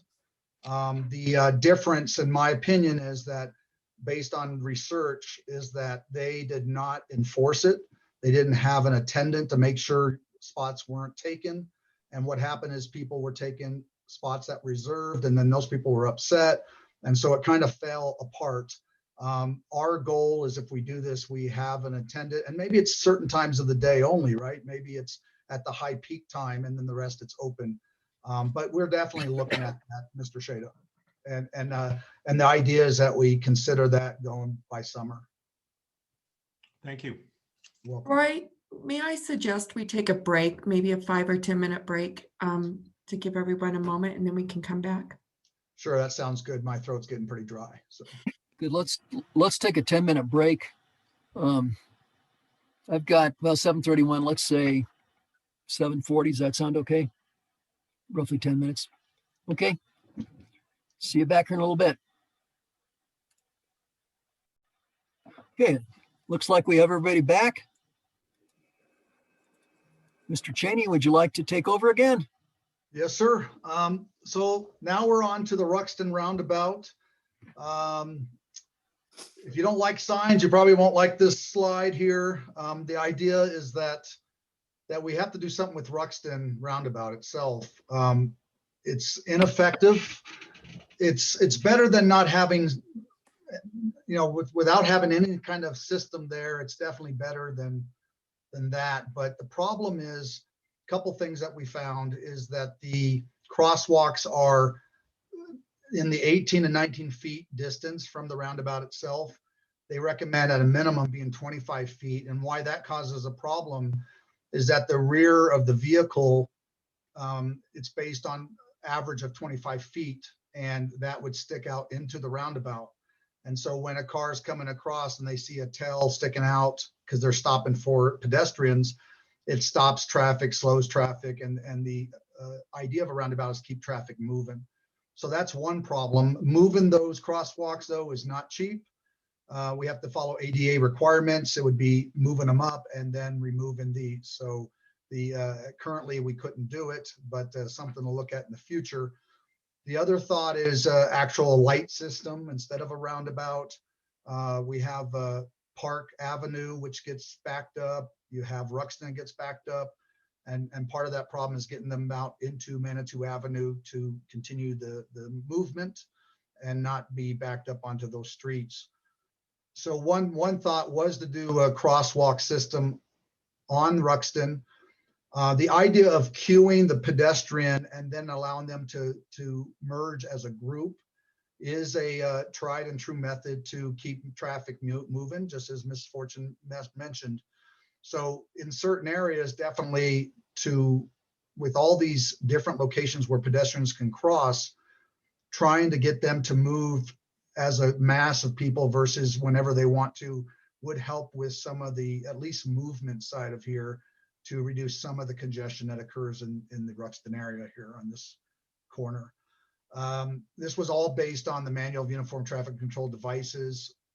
They also mentioned placing possible barriers on the corners so people have to walk up to the crosswalks and not just cross where they want to. So this is a possibility of having a little more control in the pedestrian access and doing it timed. So again, we queue them up before we allow them to cross. There was the mention of, and I think Mr. Bremner, as we talked about, a person down here, and the COG will bring that up in their presentation. But to have do some old school and have a body down there and a person with a sign saying the lots are full. They do that at some of the national parks. It works really well. And they stand there and say the lot is full, please go to this lot. And we are talking to them how that can look and how that can be a benefit to use some of that old school technique. So currently, again, we're just looking at the best way to do this. Some of the signs, depending on how far you go up in technology and abilities, the price gets pretty expensive. So we are looking at how we could do this in these locations to protect the pedestrian and to just truly make it a roundabout, which currently it only functions partially, and maybe in the wintertime it works really well, but not during the busy season. Now to the FERS, or the free incline reservation system. Ask you about that slide before you go on, Roy. Sure. It's just kind of a question. At the end of Park Avenue, where it intersected with Manitou Ave over that ridiculous bridge that we have now. Remember, there used to be a stoplight there. There was a traffic light there, and the traffic was horrible. And supposedly, with the roundabout, it won't be horrible anymore. Well, it's still horrible. But I just wanted to ask you, please don't just assume that having a set of lights at the Ruxton Manitou intersection or the Park Manitou section will necessarily make things better, because it was horrible, and that's why they eliminated it. So I hate for us to spend all that money to put it back again unless there's something different about it this time, because it was terrible. I mean, it was so impossible. Yep. Ms. Wolf, did they have lights also at Ruxton and Manitou? Yeah. No, they were just at Park Avenue and Manitou Avenue, right there where Tubby's, between the Tubby's parking lot and, the sidewalk there in front of the west end of Soda Springs Park. Yeah, thank you. And And It we was wouldn't, horrible. yeah, we wouldn't go that route without having engineer, and we do have access to the Colorado Springs traffic engineer and doing a study of this area. That would be a big change and costly change. So we'd have to make sure, and that's good information that it's been tried. So it's possible that the roundabout's fine, but we still have to, number one is eventually move these crosswalks to get cars out of the roundabout, and then also try to queue up the pedestrian at the crosswalk so they're not randomly just going when they want to, which is part of the problem as well. So, and maybe with, again, someone down here helping with some of the traffic will help with that situation as well. A lot cheaper ways to do it. So we'll definitely look at those if they can be effective. And then How expensive is it? You said it was expensive. How expensive is it to move the crosswalks further away from the roundabout so it doesn't mess up all the traffic flow. You said, oh, it's just so expensive. What are we talking about? What is that? Yeah, estimates are over $100,000. Well, that's not so expensive compared to all the other stuff we're doing. We spent more than that on signs. Yes, but I don't have those funding. So if we had, and I believe, and this is just a quick estimate I got from the Public Works Director. I believe he said about 120,000, somewhere in there, but we Is the idea, Roy, that if it were moved, because I don't have a concept of where it would move to, but the idea is if it were moved, then you wouldn't have quite as much congestion right there at that intersection? Is that the assumption? That's correct. So like, here's my cursor, if you see it. So this line here is too close to the roundabout itself. So when a car pulls in, and if someone's crossing, the tail could still stick out, depending on the car, of course, but the tail could stick out into the roundabout. So a car that's trying to go into the roundabout may have to pause and stop. You don't have to explain it to me. I experience it every time I leave the house. So I if we get it, move, but if we move these up this way a little bit, just to get the 25 feet, then most vehicles, there's always an exception here and there, but most of them will be pulled into here and allow other cars to continue, hopefully, where they're trying to go. They may get stuck behind them too, you never know, because of the pedestrian, but some are not. Some are trying to go up Ruxton, some are trying to go back. So you kind of help with flow in this roundabout. If we queue up the pedestrian here, so let's say there's, you push a button, but now there's a 10-second delay or whatever, then the 10 pedestrians will line up here, and then suddenly they get their green light, they walk. yeah, I'm not in favor of that. We could just put that cute little sign in the middle of the road that says people are crossing here. Well, I would Yeah, suggest again, that would depend if, you know, if, I know I got two different ideas today, and one was that we got to move the cars more efficiently, and the other one is we have to keep the pedestrians to allow to be more of a walkable city. Kind of opposite ends. So I know that council will probably need to give me better, clearer direction on what you'd like to see. But that are two different ways. You can go total walkable city, and you can go a drivable city, whatever you want to call it. And then you can have some in between, I suppose, but in between gets a little harder, of course. So I thought I saw. Thank you, Roy. You're welcome. I thought I saw a hand raised. Council, Yes. I'm going to suggest that this particular problem we could spend all night talking about. I would suggest that maybe we make notes on this and come back to it a little later and let Roy get on with his presentation. We had just finished a round of questions before we took a break. So if we I could don't go want- ahead. And I'm gonna want to. Council Chandler, I see you have your hand up. Go ahead and take the floor.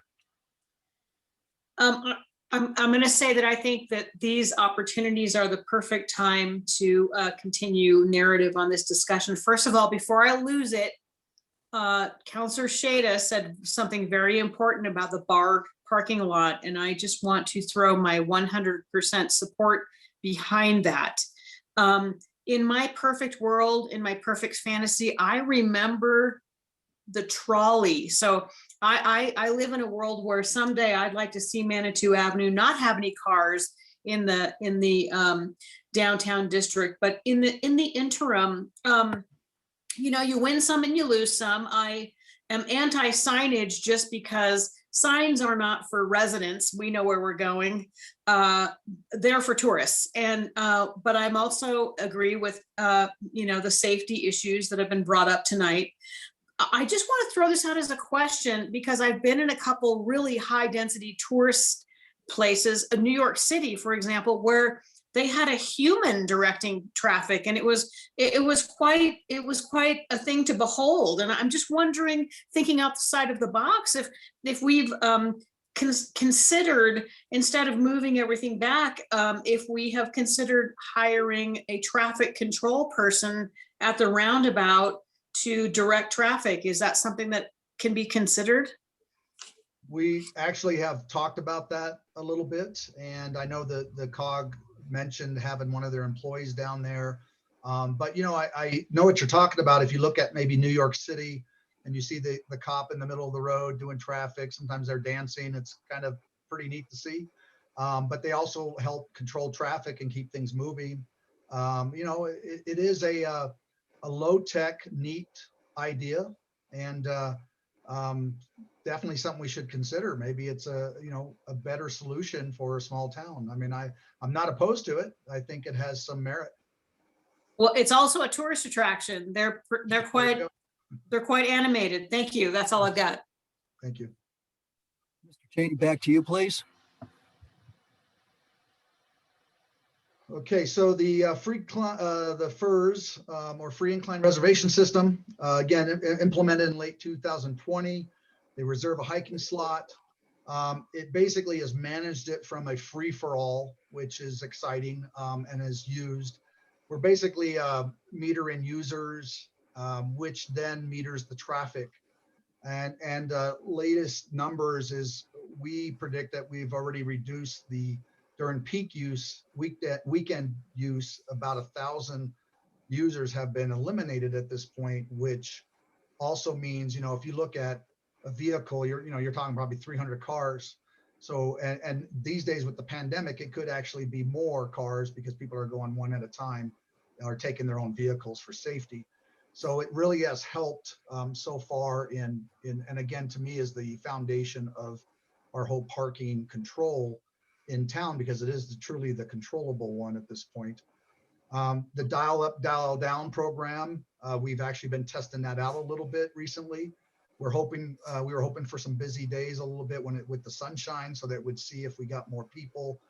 But the idea is increasing some use in times where people want to use the incline. And then, of course, you know, dialing it down when certain parts of the day we don't want them here. And that could be during the middle of the day when downtown is busier and things like that. So that's been tested at this, or being tested at this time, to have something in place before summer. And then I know, again, signs, but this is probably where you're talking about, Ms. Wolf. If we put these in these are big, by the way, so don't take that as they're going to be this huge. But basically, the bottom one says incline parking only. And this is at the fork that Mr. Bremner was talking about, I believe.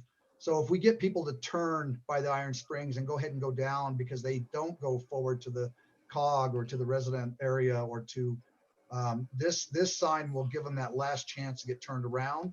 And then also, you know, no through traffic, no outlet, so that we don't get people stuck up here. And what was interesting, when I spent a little time with Mr. Bremner up there, I think it was a cold day and we had 4 cars in a row go past that and get stuck kind of at Hydro Street because they got kind of lost. And that was a slow day. So we want to try to prevent that. But again, we really are excited about the FERS system and think that's going to be a big part, and already is, in some of the traffic control. You know, can we control it all? Of course not. It's a popular town and people want to visit, but if we're able to even reduce 200-300 cars, that's huge in a day just with this right now, and I think it'll be more in the future. To look a little bit at the kind of Hiawatha and the incline use, because that's mostly what we're getting in the day, and then you kind of see a little bit of the use of downtown. But as these parking spaces, this is using our parking logics and the step counter for the incline. But as you see, as parking spots go down, we have an increase in incliner usage, and so it does tie in. But we're still excited on the fact we have some spots available, because that does help for downtown shoppers or other reasons people are here besides the incline. So currently it's showing that it's working, and this is where we can consider the dial up and dial down system when early in the morning, where people would rather go when it's cooler in the peak season, not just in the off season. And then as it gets warmer and people want to come shopping downtown, then of course we could dial that down and have less reservations during that middle of the day, for example. So this is some data we're trying to collect already on use of Hiawatha itself. One of probably the most exciting things that I like is the fact we've been talking about the shuttle location at the top of Ruxton, and working with the COG. The X is the old shuttle location, and that's going to be eliminated. And the new shuttle is going to be this bullseye up here by the cog railroad station. And they're going to remove some parking spots there so it can pull over. There'll be a shuttle bench and cover. People can go into the cog railway and get out of weather, and there's food sales there. So it's going to be a nice little mobility hub with some bike racks. But the idea is that they come through, they pull up into the parking lot, they come back around, they pull off to the side, they pick up people and drop off people, and then they go back down. And one of the key areas that we found even 2 years ago in late 2019, when I looked in this area in early 2020, was this area got really congested when the shuttle could not pull over to the side all the way because of ADA requirements and leaving space. So cars would get queued behind this bus. And then when it finally left, you suddenly had a trail of cars coming behind the bus. So that did not help the residents on Ruxton. And so this, we believe, since the number one, the shuttle will be out of the way when it's doing its job and picking up and dropping off people. When it goes back into the street, it's going to be able to just cruise all the way down. Cars will still be able to move. So this is a real exciting, I think, this move, and their COG is already in the works with Mountain Metro on that move. The next slide here, we're looking at basically the Julie Wolf, did you have a question? I thought I saw. Yeah, thank you. Yes. Who's paying for this mobility hub? As far as I know, the COG is setting that up in here. So they're No, I didn't say who's setting it up. I said who's paying for it. Well, I believe the COG is paying for it. Oh, you're not sure? Well, there's never been a discussion that we were paying for it. So we have some benches they could use from over here. Mountain Metro is going to be working with them. So it's a shift from here to here, and it's on their property and that mobility hub section. Okay, thank you. Yeah, so that question, that has not been asked of us if we're paying for it or not. So of course, when they come talking soon on here, when they do their presentation, that can be asked. And my other question is, although maybe we haven't covered it yet, is it time for me to ask you when we're going to get our reservation system for Hiawatha, or have we not gotten to that yet? I believe, let me just double check here. I think there was a statement. I mean, I can address it now. I thought it was a little bit later on the slides, or maybe it was one. Oh, that's fine. I keep thinking I'm going to miss it because you keep talking about Hiawatha. I'll wait. That's fine. Well, okay. Just be sure if it was missed in a slide at the end, please ask that question again and I will address it. Is that fair? Oh, totally fair. Thanks. Oh, thank you. Anyway, so here's the shuttle move, and that's supposed to be in operation before the end of April. Then here is the basically just kind of a review of the routes and what they do. Just we did get or they're looking at the extension to Serpentine roundabout, which is going to be very helpful. We found that, you know, the bus trying to make that big circle in Ruxton roundabout has its own problem. So if it can go more of a straight path through there to the Serpentine roundabout, which is slower, then when they come through it should help a little bit with the roundabout congestion. And that's, I believe, at public input at this point, and will be implemented by summer. Route 33, again, we find this very important for the FERS program to work. We don't think too many people will want to park at Hiawatha to walk. And we're really trying to get them to park there and not drive around Manitou and try to find other ways to park and get closer. So the shuttle is an important part to do that.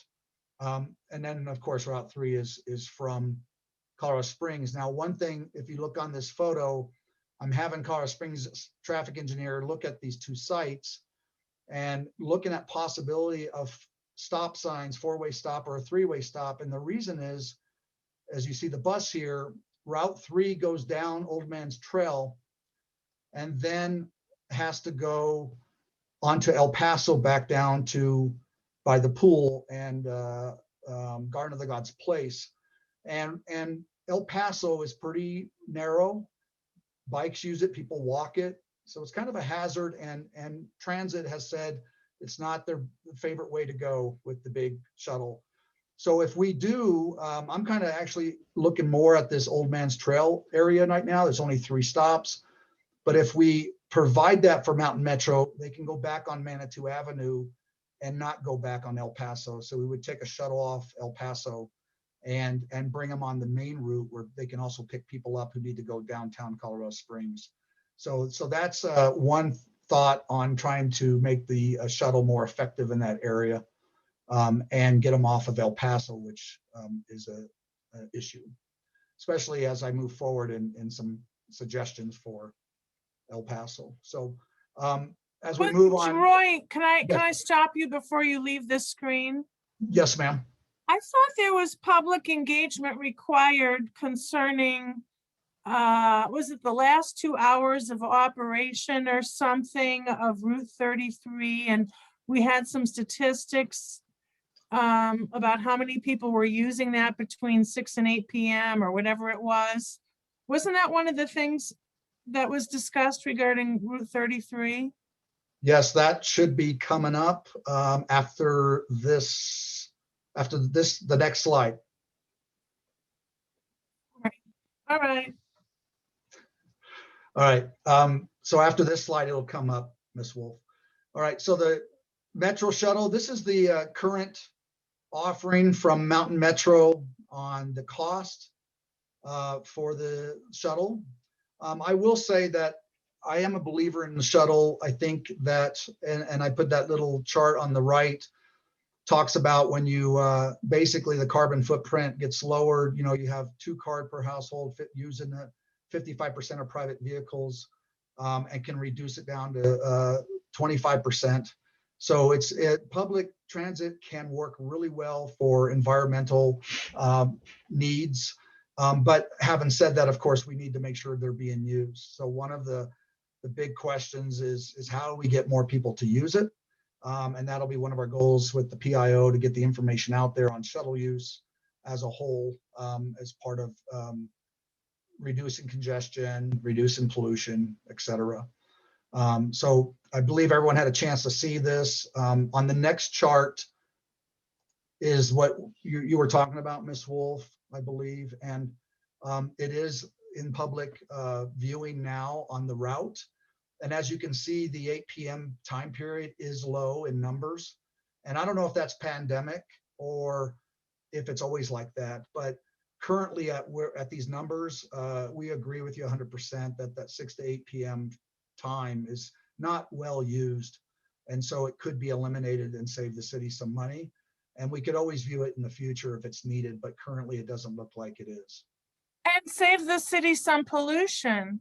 Correct. The money's not that much. I think you said it was 17 or 18 grand, but the pollution and that's great. Yes. So thanks for bringing that up. And this data shows what you were talking about. As we move on Roy, to. do you Yes, you ma'am. have numbers on the 36 shuttle that you could send me? Year-round usage?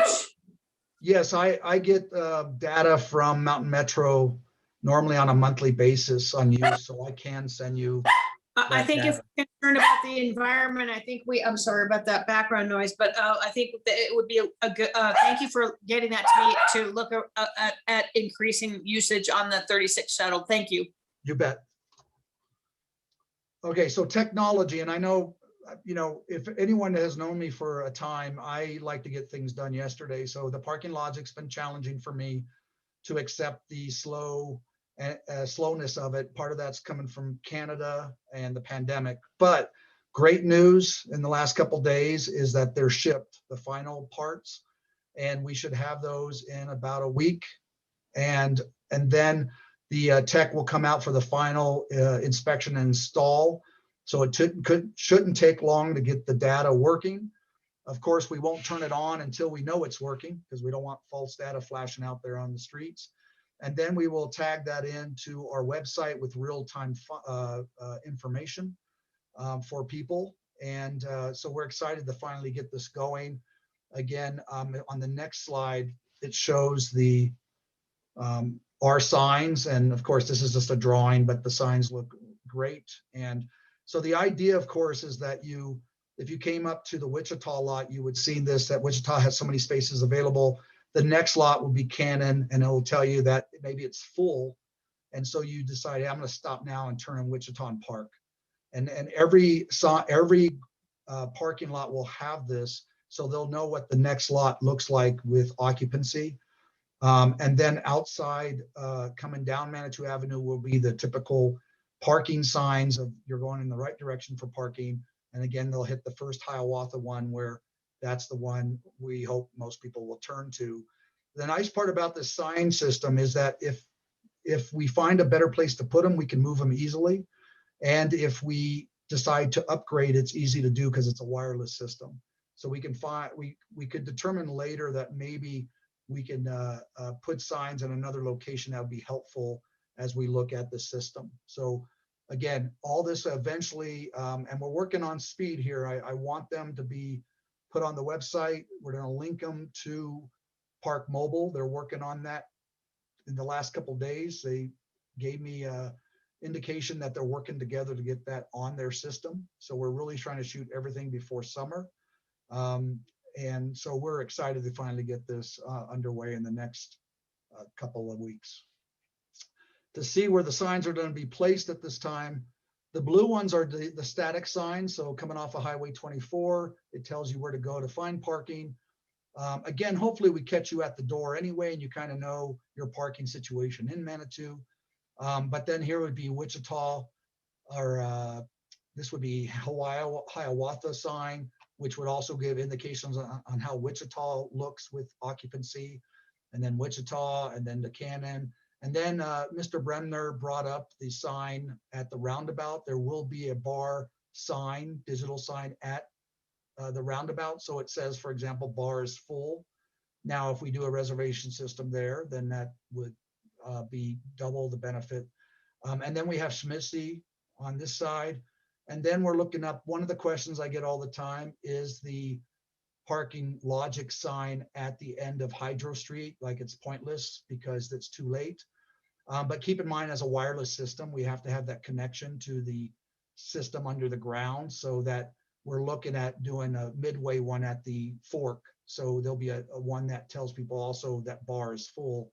But again, depending on the, if we go with reservations, well, we can again tweak these as we go. So this is kind of the placement plan at this point when we finish up these signs. Yes, ma'am. When you talk about reservations, how does that work? Can you be more specific? Yes, if we through Park Mobile, we could set up a reservation system. We'd have to number the parking spots in bar. But basically we would advertise that bar is a reservation only lot, and they would go on Park Mobile, set up the reservations ahead of time, and then have permission to go use bar, and they would get emails that explain how to get there, etc. So a lot of that, again, will be getting the message across. At that point, would the information that the lot is full be important? Probably, because you could have people that do reservations already in Manitou. They come here and say, oh, I didn't know that. Let me make a reservation, and it looks like there's something open. But we would also have to put a staff member up there. And thoughts is too, it's not necessarily has to be used all day long for reservations, but maybe we pinpoint high use periods. So there's things like that we're looking at. But that's kind of how it would work based on the Park Mobile information I got from them recently. When does the person pay? They pay online on the spot when they set up the reservation. So it's a non-refundable payment. We can make any policy we want with that. Yes, ma'am. Okay. And is there any plan to do a reservation system for Hiawatha? Our plans this summer is to try to test the first system with the current situation there. What is the current situation? You mean everything is free and you park there if you want, and if you don't want to, you don't have to? Well, it's not free. Paid parking starts April 1st. So they still will pay for use in the lot. but the lot will be all the lots will be open for first come, first serve, because they're already making reservations online. So we'll have certain number of vehicles come into Hiawatha at the time. And we just want to make it as efficient as possible of spaces available for that. Now, that doesn't take into account the thought you had of, well, maybe we want to control the number of cars. And that was not, the number that come into the city. That was not part of the TMMP study. So it's a different view, and I'm not opposed to looking at it. If city council wants us to consider a cap on cars, I guess you can call it that, and say this is the maximum we want in our city so that the user has a good experience and so that we reduce pollution, I think council can make that direction for us. It's a different direction though than what the current TMMP plan has produced for us to follow. So we'd have to take a hard look at that. And I'm not opposed to anything. I mean, whatever council feels the citizens want, I'm willing to look at and try to deliver. But I'm confused under the FERS system.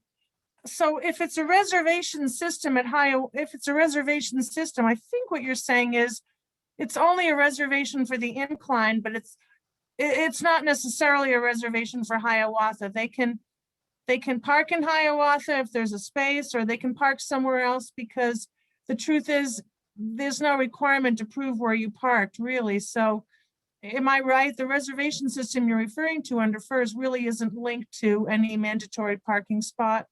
No, that's incorrect. When the incliners set up the reservation, it's mandatory that they go into Hiawatha. They park there. Now, I'm not saying, well, I'm not going to say it on live council, but there's always ways to get around things. Okay, I'm not worried about the ways Okay. to get around it. I just want to know. Yes. I thought that it was my understanding that they say, where did you park? And then if you say Hiawatha, that's fine. And if you say, I don't know, they say that's fine too. So when you're talking about a mandatory reservation system, I'm assuming that isn't referring to the parking spot. And you're Right, like, I would no, say- Julie, you're wrong. So how do they ensure that you park at Hiawatha? Well, first of all, I think less than 5% of people will break the rule. I think it's a low number based on our numbers we have from Hiawatha right now and incline. The incline attendants, they get the tickets from Hiawatha, and they have to say Hiawatha on it, or Iron Springs, because that's another location for the incline. So they have to have those 2 tickets. And if they don't say that, then they tell them, sorry, you parked in the wrong place, and you're going to have to park only in the Hiawatha area or parking lot, or at Iron Springs, and they turn them away. And early on, they were a little more flexible, but today they are tightening up on that and expect people to know to do that. And then here's the good side of that, Ms. Wolf, is that they have those tickets.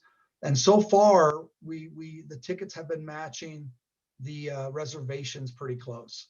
So there might be a couple of violators, but we're getting pretty close to good results that people are following the rule. And that's how we monitor that. So there is that requirement in Hiawatha.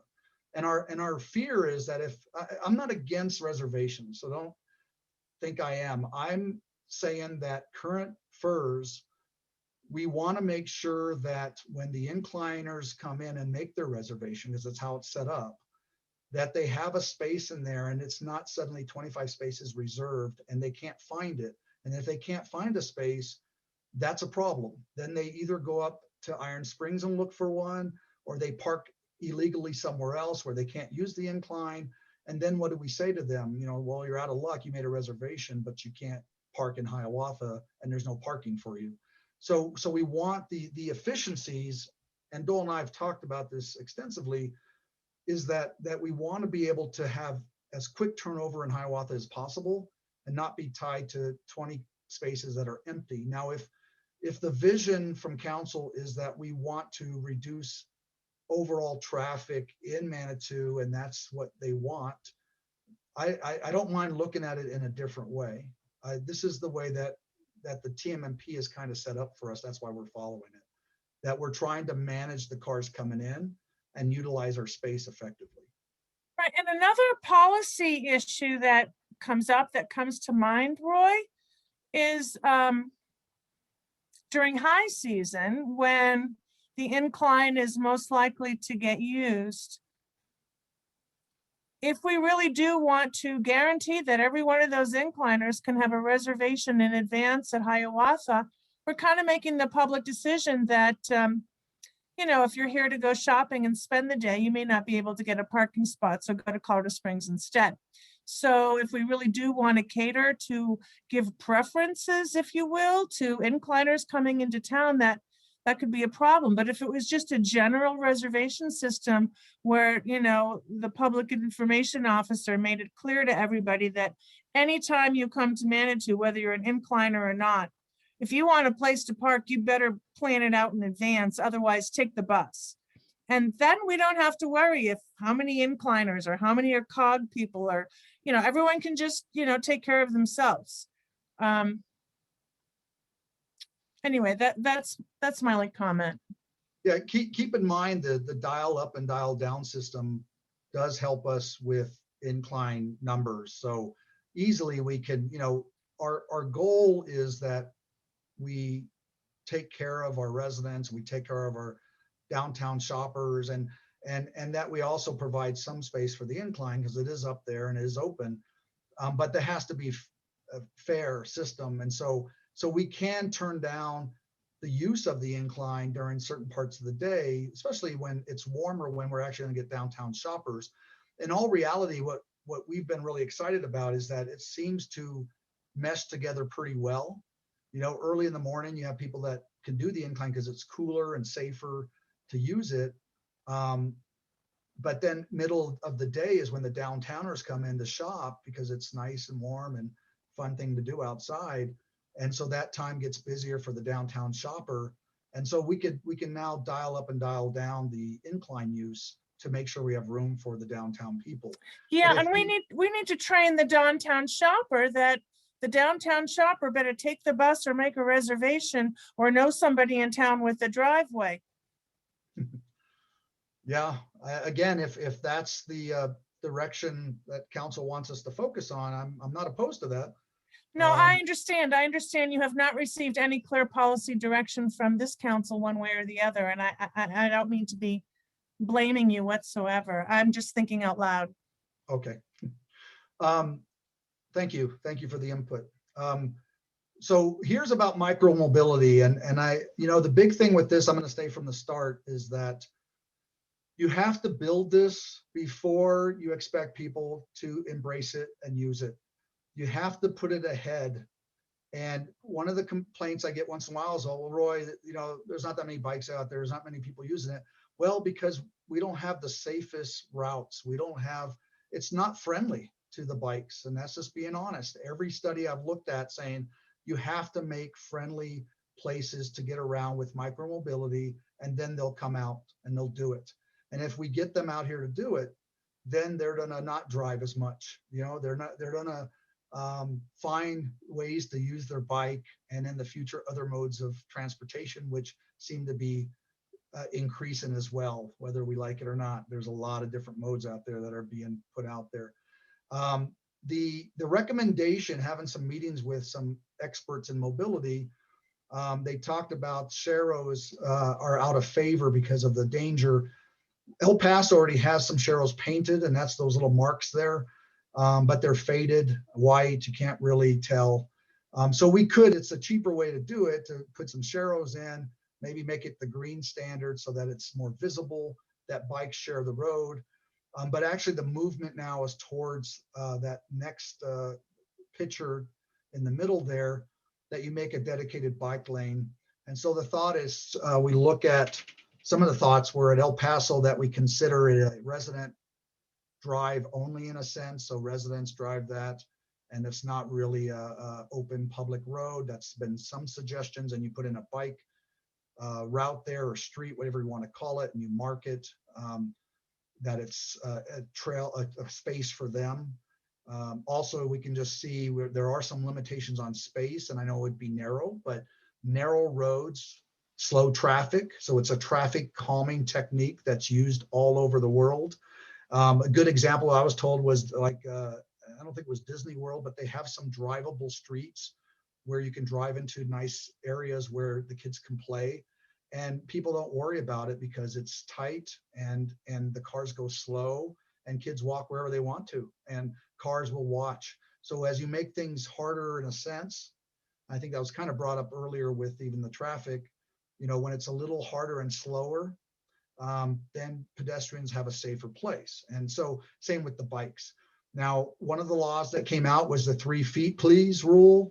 It is the law now. And so we'd have to also make sure we put up signs that remind vehicles there's a 3 feet law from the bicycle. We're So this gonna is- have a lot of signs, won't we? Yeah, so this one will be mandatory. So, We sure Oh, will. God. Jeez. but again, we'll look at where maybe we can remove some repeat signs. So we still have work there to do, and we'll do that. So we're still looking at this. And again, if we go this route, then we would just have to make sure wayfinding and also technology, and we get the message out. Here's a bike route away from busy Manitou Avenue. And this would trail all the way possibly through Lover's Lane and then out by Cannon area. And then they can decide to go up Ruxton, et cetera. So it doesn't mean they don't use Manitou if they want to, but it might draw some kids and safer for a safer route. As we continue on here with wayfinding signs, again, the idea is that we want everything to look good. And I know it's more signs, but this one on the left would be at Hiawatha. And there would be sticker ones on the kiosks at the other lots, but basically tells you where you're located and how far a walk it is to different parts of town. So people can make decisions then, oh, look, 5 minutes to get here, 10 minutes to get there. So these signs have been approved in 2019 of the style. So we're just getting prices on this, on how much they would cost. And it would also with the little, and I forget what they're called, the little square phone print there that allows you to put your phone on there and be able to get like to the chamber site or whatever we decide that goes there and get information. So on the other side, you have the shuttle. It'll also talk about 20 minutes and people will know. And again, all this goes into if it's a friendlier environment and we can educate people, then they feel comfortable in using the shuttle, for example. Many times when I go home, people, especially in the summer months, people will stop me on El Paso and ask me how to get to a certain place from Hiawatha because they have no clue. So this is important to get that message across to people. Finally, as we get towards the end of the presentation, I didn't want to leave out environmental impacts and the importance of controlling congestion. You know, the emissions are the biggest problem, and it's definitely gone up in 20 years in the US and probably around the world. Other countries have it worse off, but we're packed here in the United States. The air quality degrades. There's excess morbidity and mortality in drivers when it's congested areas. And it's the dominant source of air pollution now everywhere. And so all the things we talked about kind of play in together to help with congestion. It's really not one thing that solves all the problems. It's going to be a combined effort that over time may change. And we're just going to have to be on top of things and look at where we're at so that we help the residents, you know, have a better life.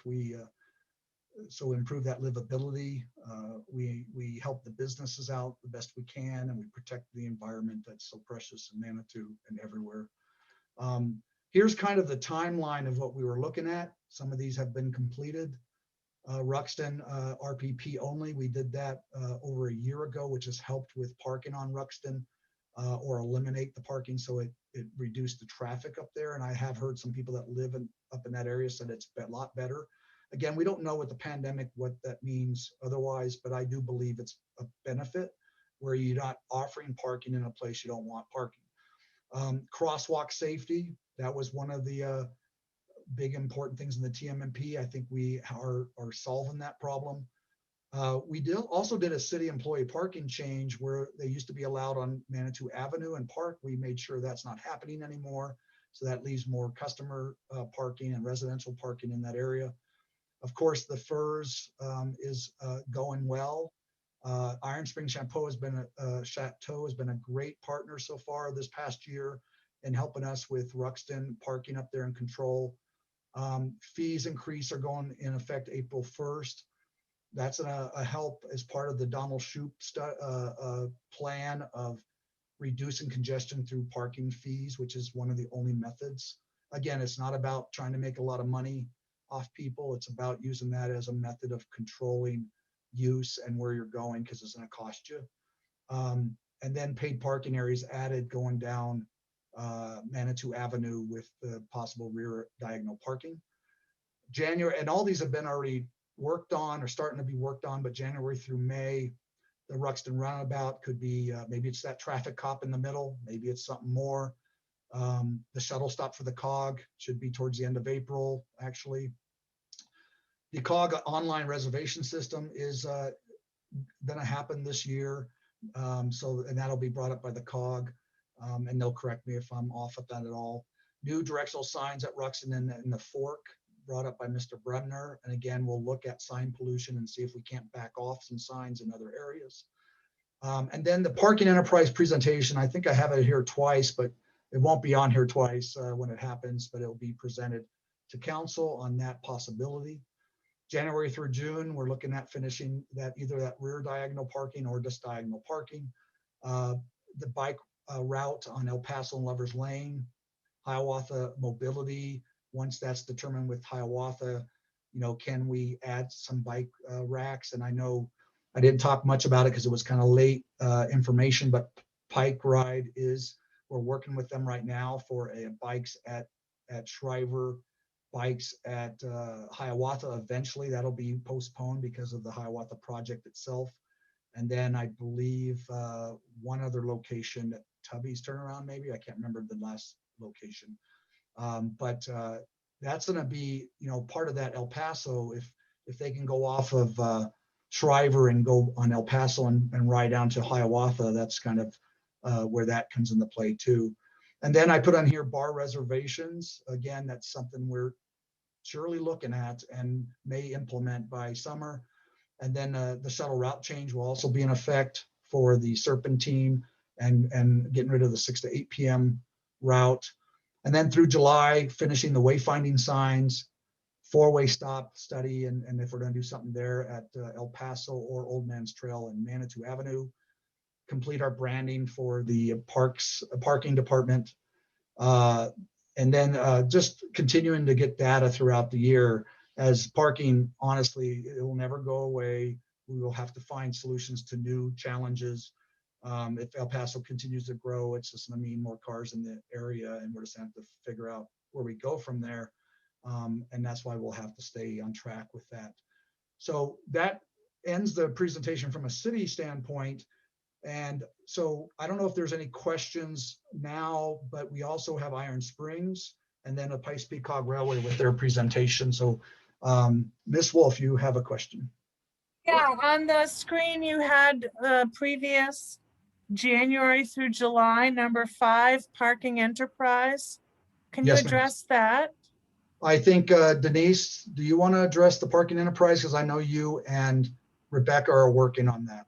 Yeah, we're just going to be bringing that option to council, and then council can decide if they want to move forward or not. So we'll talk about the pros and cons and what that would look like, and then you guys can decide and give direction of how you want to move forward. So Becca is pulling together the analysis now. And Roy, may I recommend that we don't go to questions? We go ahead and finish the next 3 slides and then open it up for questions for everything. Sure, that's fine with me. So let me go on to again, I'm just gonna kind of go over these real quick with the Iron Spring Chateau, but I do believe Brian and maybe his wife, Rebecca, is in the audience. And if you have questions, they said they would be happy to come over and answer questions. But basically, they're gonna resume their online parking reservations starting March 1st, which has already happened then. They're gonna have an overlap attendant to keep motorists moving, which we think is a good idea up there. People like to stop, look around, they can kind of keep the traffic going. The annual pass is being eliminated so they can make more place for reservations.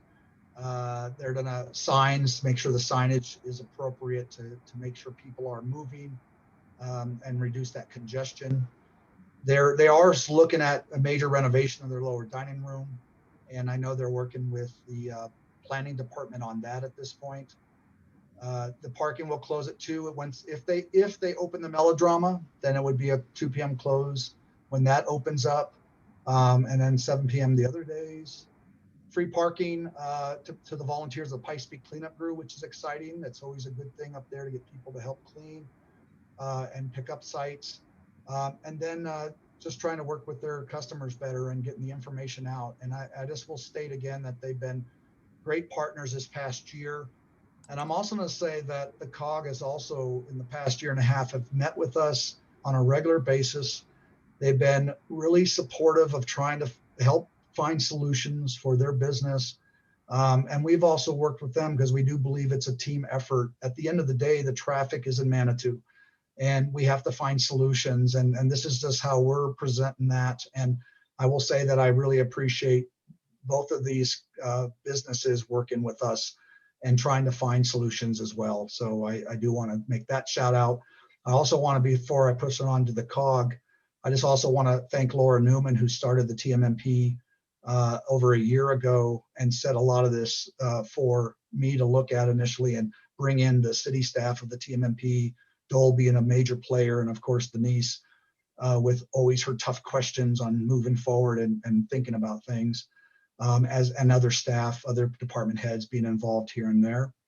And so now let's, if we want to bring over Gary Pearson, and I don't know if Ted Johnston's going to be in this as well, but if we can bring them over, then I'd be happy to do their slide changing for them as they talk about the COG.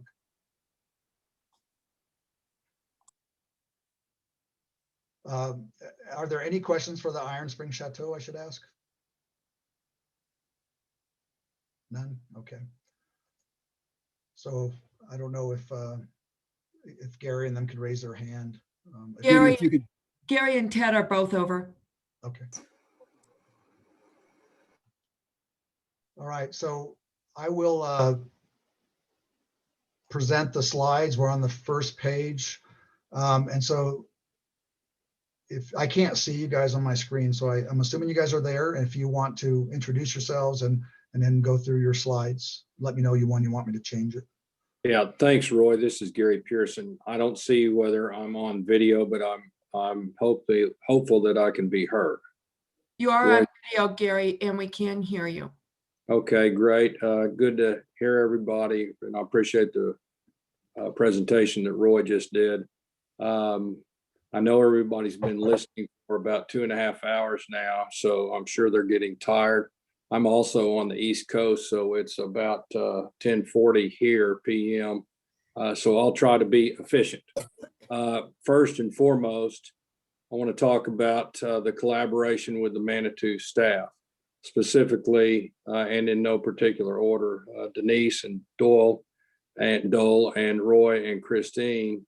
They have been superb in every respect. We have created out of a non-existent relationship, or maybe even a poor relationship, an outstanding relationship over the last year or 18 months. We work regularly together, we work collaboratively together, and we work well together. And when we open on May 1 of this year, that won't stop. We've already planned meetings on a regular basis throughout the year, and not only with them, but also the residents of Manitou that want to participate. But this is an ongoing problem or issue. It will never end. And we thought it was beneficial to have a program where we live and learn and continue to refine our practices, and that's collective practices, so that we can do the best we can with difficult situations throughout the town. So really appreciate the attitude of everybody on the staff. They've been very helpful, and we appreciate it. A brief overview of the COG traffic and parking initiatives are summed up in 2 things. In terms of financials, the human and vehicle traffic flow costs that we've financed so far, improvements, are $4,497,600. And I emphasize that's both human traffic flow and vehicle traffic flow because they are completely interrelated. As far as our core strategy is concerned, as it relates to vehicle traffic, we really have approached this on a soup to nuts basis. And what that means is we have done our best to collaboratively to anticipate and mitigate issues before they become problems. Now, there's 10 core tactics that underlie that strategy, but they all surround a common theme, and that is early and frequent communication with anybody inclined to visit Manitou Springs, no pun intended. So it starts with a new website that we have had built. It's just about ready to launch, including an entire section on parking and traffic. It's going to have a great emphasis and almost a demand on advanced planning and ticketing, reservations, and traffic and parking. So the first time somebody contacts us digitally, we're going to be able to really communicate with them on the issues that we have at hand and how to circumvent those as best possible. The next thing we've done is we are trying to drive as many customers as can be driven to purchase advanced tickets electronically. Part of the problem that's existed in the past is there's been a willingness, wittingly or unwittingly, to allow people just to drive up on the happenstance that there might be a ticket waiting for them, and then they park wherever, they stand in line only to find out there's no ticket, and then they create a problem in departure. So we're going to try to push electronic ticketing as much as we can. That's through the website or digital devices. We're offering an actual discount for those that do. And part and parcel of what this does is as people buy tickets, they can only do so if they give us their digital information or a limited amount of their digital information so that we can begin texting and messaging them from the get-go. And that's before they ever arrive in Manitou, maybe even Colorado Springs or Colorado, as the case may be. The texting will begin early the morning of the day of their reservations.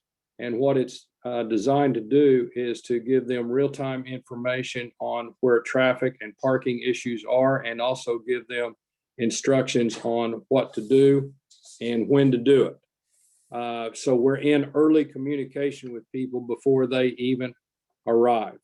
We're in the final throes of obtaining the rights to 128 spaces outside of the city of Manitou Springs to use as overflow parking. The COG will supply its own regularly scheduled shuttle from that location, and it'll enter Manitou from Serpentine Road, so it will avoid the downtown. That's going to be really important as it relates to some figures that I'll give you later in this presentation, but it's 128 spots outside of Manitou Springs in Colorado Springs for remote parking. At the COG parking lot itself, we are in the process of installing electronic gating equipment that gives us real-time numbers on who's in the parking lot and who's not in the parking lot, and as they enter and exit. We're also going to have a highly trained staff with radio and cell service to be able to communicate up and down Ruxton. And I'll tie that together here in just a minute. We have reconfigured the ingress and egress to the southern part of the perimeter of the COG parking lot to facilitate more efficient parking and bus loops, much as Roy described earlier in his presentation. This will essentially be a 3-gated system where 2 gates allow folks into the main parking lots, and the southern perimeter parking lot next to Ruxton will actually involve a loop where the bus can come around or the shuttle can come around and stop at the mobility hub, which will be about 30 yards distant from the depot, which is in and of itself a mobility hub, and be able to pick up and drop off passengers. As it sounds minor, but it is not. We are improving a high utility and visibility pedestrian crosswalk with trained staff that's going to instruct people to really use this as opposed to just crossing or jaywalking wherever they feel at liberty to do so. We've got the barriers to funnel people in that direction, and it'll just be more efficient if we have people crossing at a single location, much like Roy was talking about as it relates to the roundabout down on Ruxton. Next, and this is very important, it ties in with the earlier item I talked about on the real-time parking analysis coming in and out of our parking lot across from the depot. We're going to post a traffic manager at the beginning or the intersection of Manitou and Ruxton. That person will be able to identify who has purchased advance tickets.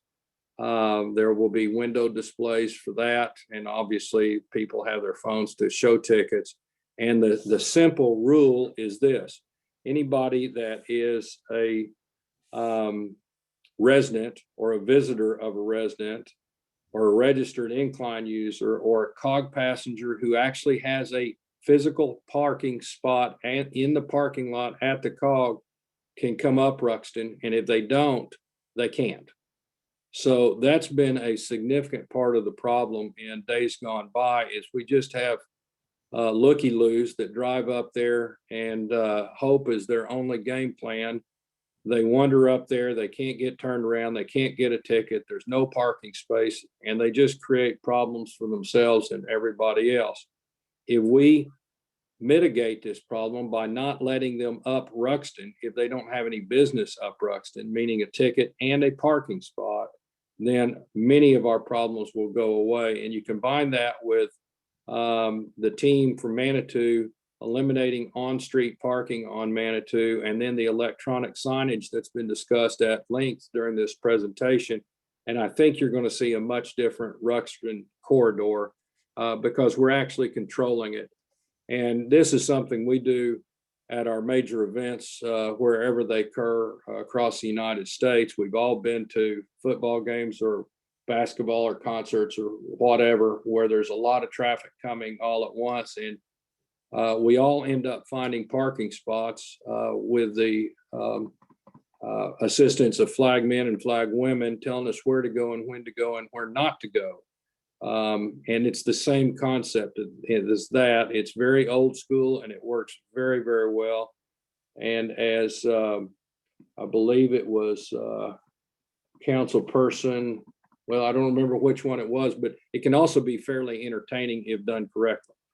So we think that's a key important part to the overall tactical approach to this. And then the last thing we have done is redesign the depot itself to facilitate human traffic flow. There's often a belief that everybody gets off the COG and walks straight to the parking lot and leaves, and that could not be more incorrect. What we have tried to do is stagger our train arrivals and departures, but also once people get off the train, to stagger their departure from the parking lot. And to facilitate that, we have created 2 more access points within the COG where you can flow in and out. We've created 2 gift shops, and we've enlarged the bathrooms by several 100%. So some people will get off the train, they'll go to the restroom and then go to the parking lot. Some of them will go to the restroom, then the gift shop, grab something or maybe a soda and then leave. Others will just get off the train and leave. And so it's a variable combination of what they'll do, but the key point is they're not leaving the train and going straight to the parking lot. So between the combination, new website, electronic ticketing, texting before arrival in Manitou, off-site parking, parking lot control in real time, reconfiguration of shuttle and bus access and departure, the second mobility hub, pedestrian crosswalk, the Ruxton access gating system, if you will, and redesign of the depot, along with all the very bright things that Manitou has and is putting into place. We think there's going to be a significantly different picture as it relates to traffic on that end of town. One of the important things that we have collectively done during this process is to analyze what our actual need is. And what Denise and her team did is come to us about 2 months ago, I guess, maybe earlier than that, and said, please run us an analysis of what traffic looks like on the busiest day of the busiest week of the busiest month of your year. Well, that's going to be July in every year, so that we'll know what parking shortage that you have, so we can quantify the number of spaces in town that may need to be accommodated. And this is all pre our negotiation with others outside of Manitou Springs to pick up the 128 parking spots, offsite parking spots. We did the algebra behind that. And as it turns out, we'll need on the busiest time of the busiest day of the busiest week, about 150 excess parking spots. Through the FERS system, which I compliment greatly, it's been a real beauty to watch. And some other maneuvers that Roy and his team have done, that number will actually be reduced to about 75 additional parking spots that are needed. Between the other things being done in Manitou and our offsite parking, that number ought to be able to be handled very easily, and with very little impact in the core of Manitou. As far as communication with residents of Manitou Springs, and especially those that live either full-time or renters on Ruxton, which is about a 55-45% ratio, we're going to have 2 outreach sessions per year, one before season and one after season. We think that's better than what's required in the CUP, which is just one. And it will just be a before and after picture of what are we expecting, and then what do we see at the end of the season, and continue to hone the practices that way. The first one will be April 1st of this year, and it will be at 5 o'clock. It'll actually be at the depot. Our decks are going to be sufficiently finished there so we can adequately space people out without any concern of any health issues. We'll stay as long as people want and answer any good faith questions as to the best of our ability. We've also done 2 other things. We've hired an assistant traffic manager and a traffic manager. The traffic manager is from Six Flags of California and part of the Six Flags organization that spreads across the country. So is highly educated on traffic issues. And to be clear, that's not just parking and traffic issues as it relates to vehicles, but that's also our COG traffic, the trains up and down and securing all of that. Interestingly, I think the assistant traffic manager is from Manitou Springs. He started a few weeks ago and grew up on Ruxton his entire childhood, and has chosen to move back into Manitou Springs and is going to live on Ruxton again. So having a hometown boy from Ruxton on our team who understands the plight of all things traffic in Manitou, we think is going to assist us all. And we're really looking forward to what he can do to help us. Let me see what else I might have in my notes. Bottom line is, with the new relationship we have with Manitou Springs and the staff, which is just really excellent, with all the things that Manitou Springs is spending money on and putting into place and just considering, and with all the things that we have spent money at the COG on and are putting into place, we're giving Manitou Springs, the COG, and Iron Springs, and everybody else involved the best real shot it's had in my 20 years of being around the COG Railroad. Obviously, we're not going to solve all of the traffic issues in any given year and may not ever solve all of them until some real new technology occurs and people choose to transport themselves in different ways. But we're giving the city a real shot at making significant improvements, and we're committed to continue to do that with your staff, looking at best practices, whether it relates to the COG or not, because it is very much a comprehensive whole. We can't solve just COG issues and not Manitou issues, Manitou Avenue issues, and vice versa. It has to be a holistic approach to everything, and that's how we're trying to do it, starting with the morning people wake up and say, let's go to Manitou Springs. We tell them where to go, when to go, where not to go, and why. All they have to do is pay attention. Roy, that's, I think, my slides. Gary, thank you very much. That was quite informative. I think now would be a good time for council to ask questions. So council, if you have questions for Mr. Pearson. So, Mr. Brumner, Steve? Yeah, thank you, Mr. Pearson. I am impressed with what you've presented there, and it really helps alleviate a lot of my concerns. I still have some concerns based on the fact that you're going to be running quite a few more trains than you did in previous years. You're going to be running 2 trains every 40 minutes versus previously it was 2 trains every hour and 15 minutes. So there's going to be an increase in volume of people trying to go up there, up Rexon Avenue to go on the trains. It's going to be quite considerable. I think I'm encouraged, by what you've shown as far as especially having somebody down there at the base of Rexon and Manitou to identify what the driver going up Rexon, what his intentions are.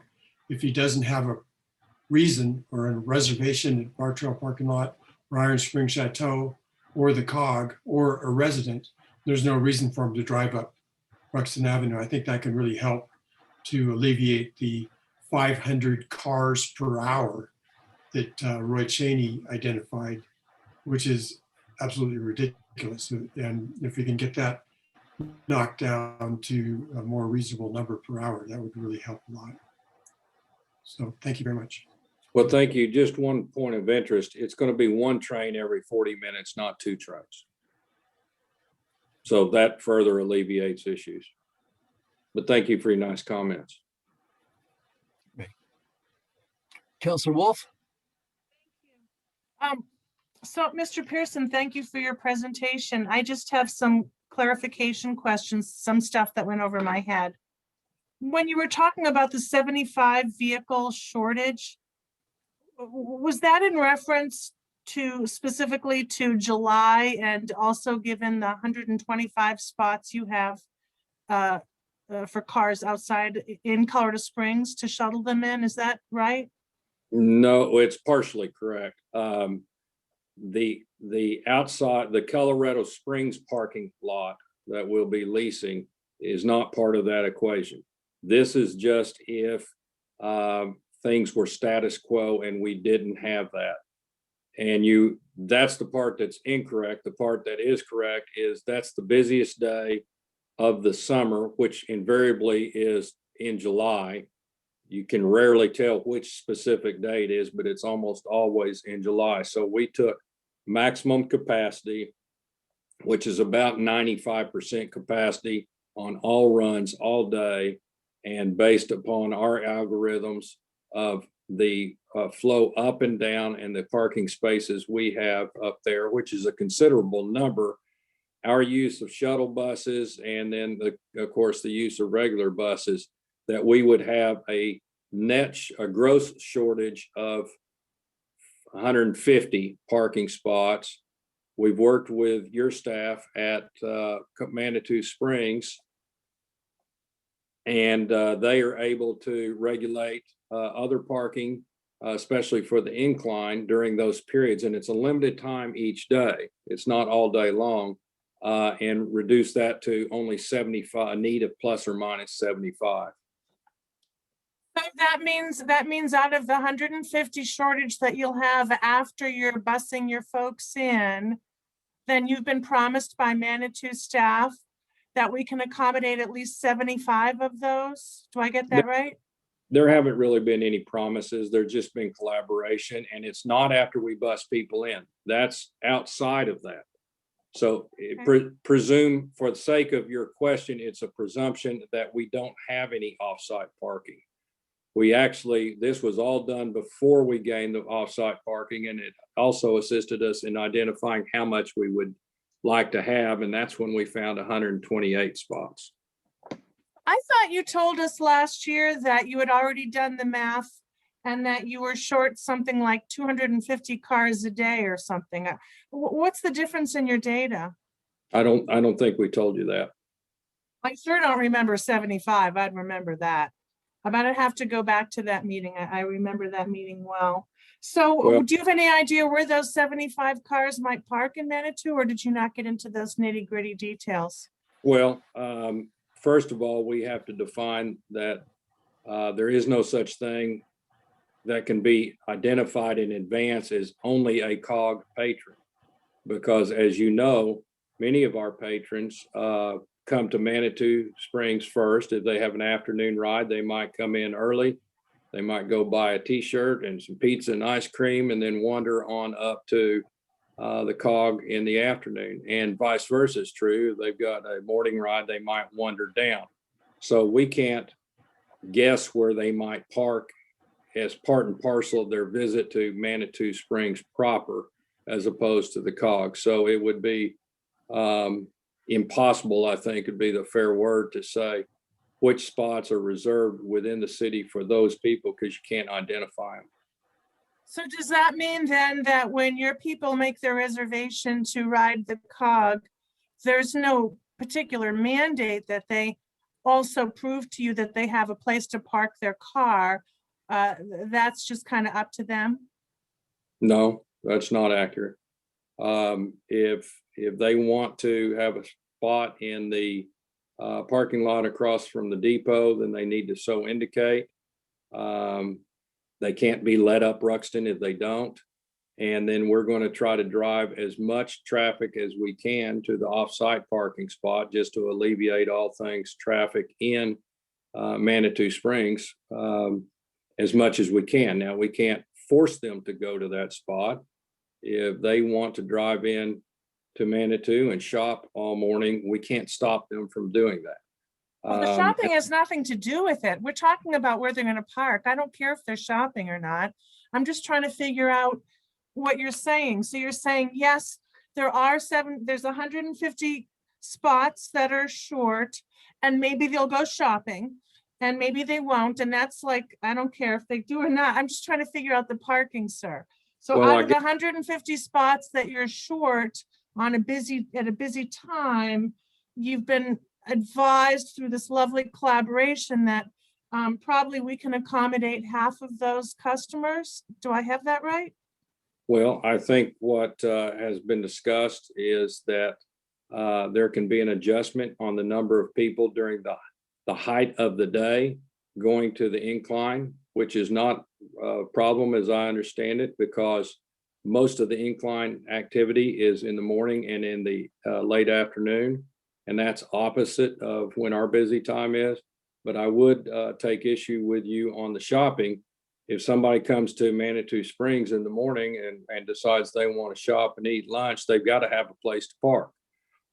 So they all go hand in Well, glove. they might have a place to park and they might not. Well, that's It might be accurate. full. Well, They that might may have be to take the case. bus. There's no guarantee they're going to have a place to park just because they decided to go out to lunch. I didn't suggest there was, but they're going to, at some point, if they're brought a vehicle with them, they're going to have to park it somewhere if they're going to get out of it. Now, I don't know where that might be. It may be in Colorado Springs. It may be in Manitou Springs. It may be in our parking lot. I don't either the one in Manitou or outside Manitou. I don't know, but they've got to park their car to get out of. Okay, thank you. I appreciate your explaining that. Councilor Chandler?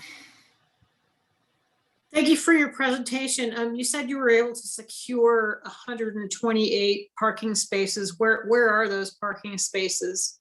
They're in Colorado Springs. So if you were able to come up with 128 parking spaces, would it have been that much more difficult to find 150 additional parking spaces? Or at Yes. least 70 more? So I would think that that wouldn't have been an overwhelmingly difficult thing to do in order to alleviate those that additional parking burden for Manitou. Well, it's actually more difficult than you would imagine. We've been working on it for a year. And this is what we found. Most businesses prefer to have their parking for their customers. And if we're taking their parking for COG operations or Manitou parking, then they don't have room for their customers. So it's a very unique business that can facilitate that many cars on any given day during the high season without interrupting their business.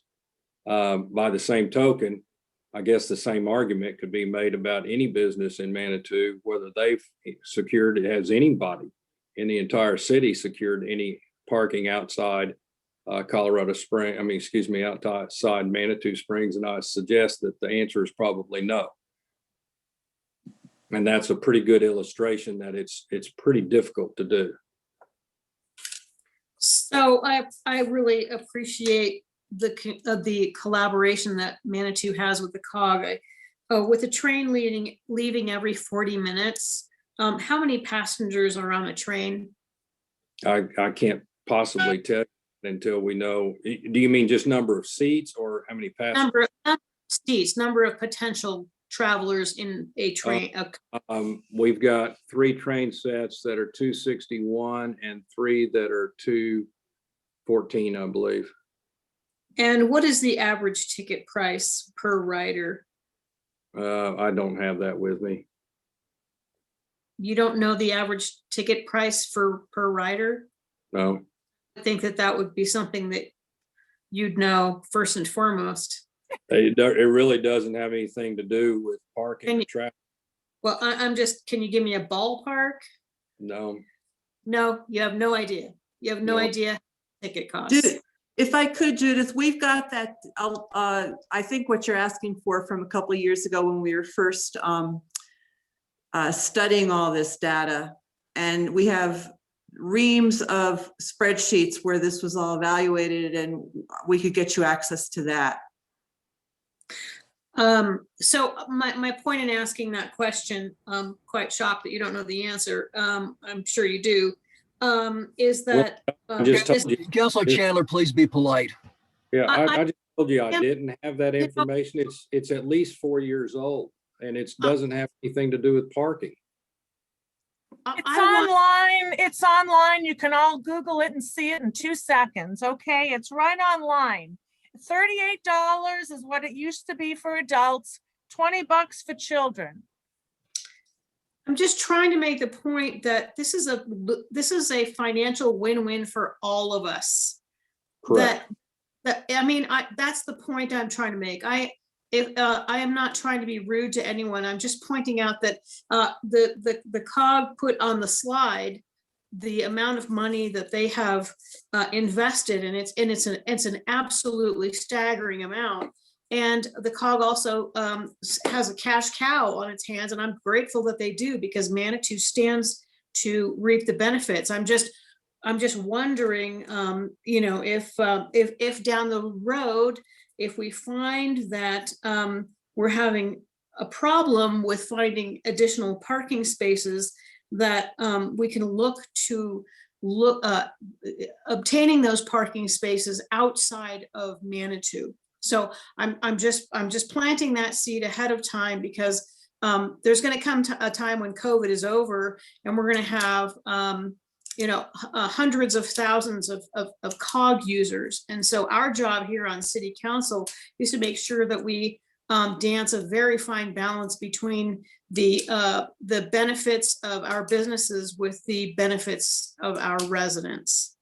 Thank Well, you and all. Yeah, and I want a council person to understand, we're working very hard to do that. We always keep our eyes open for parking outside the city and also just on the perimeter of the city. We looked up at the flats. Councilperson Fortune will remember this, a couple of years ago, tried to work a deal up there, but there was a real pushback on putting cars there. I've since learned to our disappointment that it appears that now there's a push to put cars up there. So that was an opportunity that was lost to us. Back in Mayor Jaray's time, we looked at buying a facility on Manitou, but jointly with the city of Manitou, but you all didn't have the funds to do it. It was pretty pricey, I must admit that, for what it is. But that was also have directed traffic up Manitou Avenue, which we're trying to circumvent by coming down Serpentine. So we continue to try to look for different items, but I can't possibly know what has happened in the past decade on the specifics of any given day, of course. But I suspect that the controls that we have now put in will make a significant impact on what you have seen as compared to the past.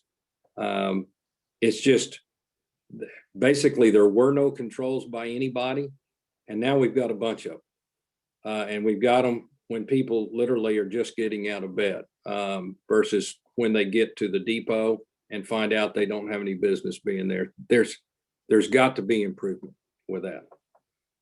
I really appreciate that. Thank you so much. And I look You're- forward to our ongoing relationship. Thank you. You're welcome.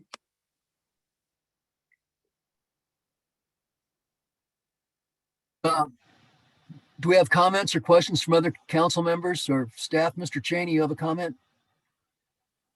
Yeah, I just want to tag a little bit on the 75 spots, and the reason why we think we can accommodate them is because, and Gary, tell me if I'm off on this, but the idea is the time of day when you would need those just coincides with a slowdown of the incline use, and so it would be easier for us to accommodate some extra COG parking needs at Hiawatha at the time.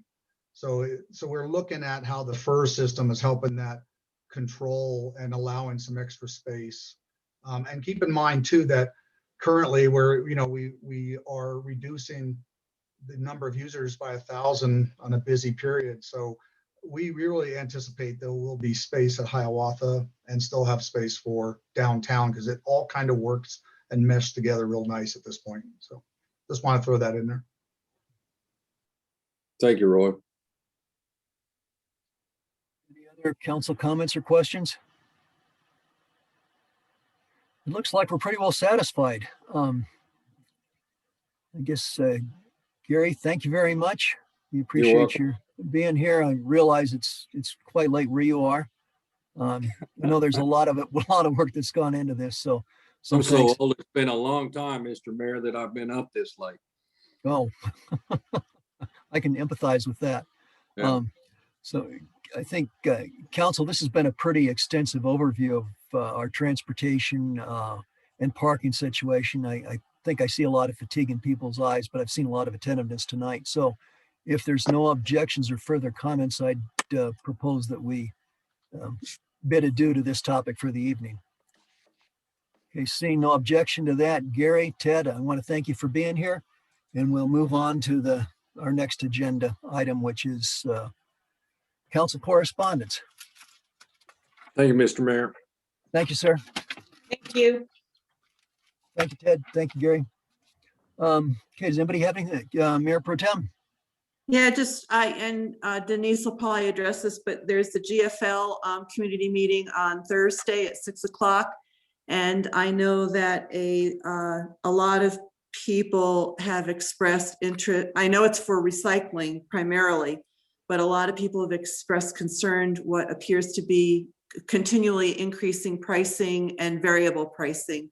So that might be something that they might want to be prepared to address. I did get an email about long-term use of or access to water within our city, and real concern about that. So it goes in with the sustainability initiatives and so on, but given that we only have one reservoir and we potentially have denser population here, the future of water in our city, water being probably the most valuable resource, something that we probably need to look at. And lastly, Parab did a site visit to Wheeler Park on Saturday to look at coming up with a viable plan to improve Wheeler Park. That's all I have. Thank you. Thank you. Mr. Brumner? Yeah, I went on a hike with Mike Mayo last week and we looked at some possible open space properties. One of them with a 15-acre parcel that's over by the filtration plant. And there's another parcel that we're taking a look at as well. But I'm going to hike with them tomorrow. We're going to go up and look at the Black Canyon open space and look at the viability of a connection trail to the new trailhead that Colorado Springs is planning up there and by the mine up there in Black Canyon for Waldo Canyon. That's all. Great, thank you. Thank you very much. Councilor Wolf, I think you had your hand up. Oh, I just forget, which one where's the Wheeler Park, Nancy? It's right behind the board to the side of the post office by Wheeler Spring. Oh, okay, thank you. Do you have anything? No, okay. Councilor Wolbrook, I see your hand up. Thank you, Mayor. I just want to announce that the Library Task Force is having a Zoom meeting for Ward 1. That'll be Sunday, March 21st at 5 to 6 p.m. It's a Zoom meeting. I'm thinking Alex will maybe get this out there. And the Library Task Force is going to get it out there too. I just wanted to remind everyone of that. I did get more correspondence about Sheep Mountain. I think all of you have gotten that, so that's still coming in, just FYI. I'm also getting more correspondence about the code rewrite and some people who have feedback and interest, and I'm just not quite sure. Am I sending them? Are we sending those to Christine? Can somebody just give me an update on that? Because I'm getting quite a few emails, and I imagine I'm not the only one, and I feel like I don't know where to send them. Thank you. All right. Thank you, Susan. Mr. Shady, do you have anything? No, sir. Thank you. Okay, thank you. I've got several things. I think you probably all saw the release that the city did, or the Hiawatha Gardens Task Force did, and it ran in the bulletin last week. It seems to me like it'd be a good idea for council to have the opportunity, if desired, to go and inspect the Hiawatha Gardens currently. So I believe the Hiawatha Gardens Task Force was entertaining the idea of having an open house there. I think it would be appropriate for us to declare a special meeting so that city council members can go there and not violate the open meetings law. It would be optional if you, because of COVID or whatever, if you don't want to go there, you wouldn't have to, but it would be an opportunity so that we could all go and it would be a public meeting. And I was thinking that could probably, possible dates look like March 20th or March 27th. Those would be Saturdays. I would envision that it'd be several hours, and the public could attend. So it'd be maybe like from 10 to 2, something like that. I believe the Mayor Pro Tem was going to check with the Hiawatha Gardens Task Force, but I want to run that past you all to see if anybody had a different idea or a better idea on that. That's a good idea, John. Well, I think it'd be an opportunity. I think really it counts for a lot when you can actually go and take a look at the property. And we've looked at papers and we've talked about it and stuff, but I think it would be a chance for us to really kind of become more educated on what we're dealing with. So I think that'd be a good opportunity. Well, if Oh, can I Yeah, go ask ahead. something? Yeah, go ahead. This isn't really like a correspondence thing, but I just thought of it when Susan was talking about an upcoming meeting. It would be great if Gary Pearson's meeting on, what did I write down? April Oh, April April- 1st? April 1st, If yeah. that, if we could assist him, if the city could assist with the technology involved, so we could at least listen in by Zoom. I don't know if there would be a host to allow the Zoom people to raise their hand necessarily, but I just would like to be able to open that up to the public, and it is supposed to be a public meeting, and given that COVID is still happening and that lots of folks still aren't able to get vaccinated, I thought that should be publicized, Okay. Well, I available mean, online, I mean, through however we usually do Zoom or whatever. okay. Perhaps we could ask Mr. Cheney, I believe you deal with the COG pretty routinely. Perhaps you could run that idea past the COG folks and see. Yeah, I'll If check that- on that, and if there's a way if they can Zoom that, then I think there's probably a way, fairly easy, so I'll look into that, let you know. Okay, great. And then something I wanted to also ask council and just get a real quick, and maybe this is just put the idea in your heads.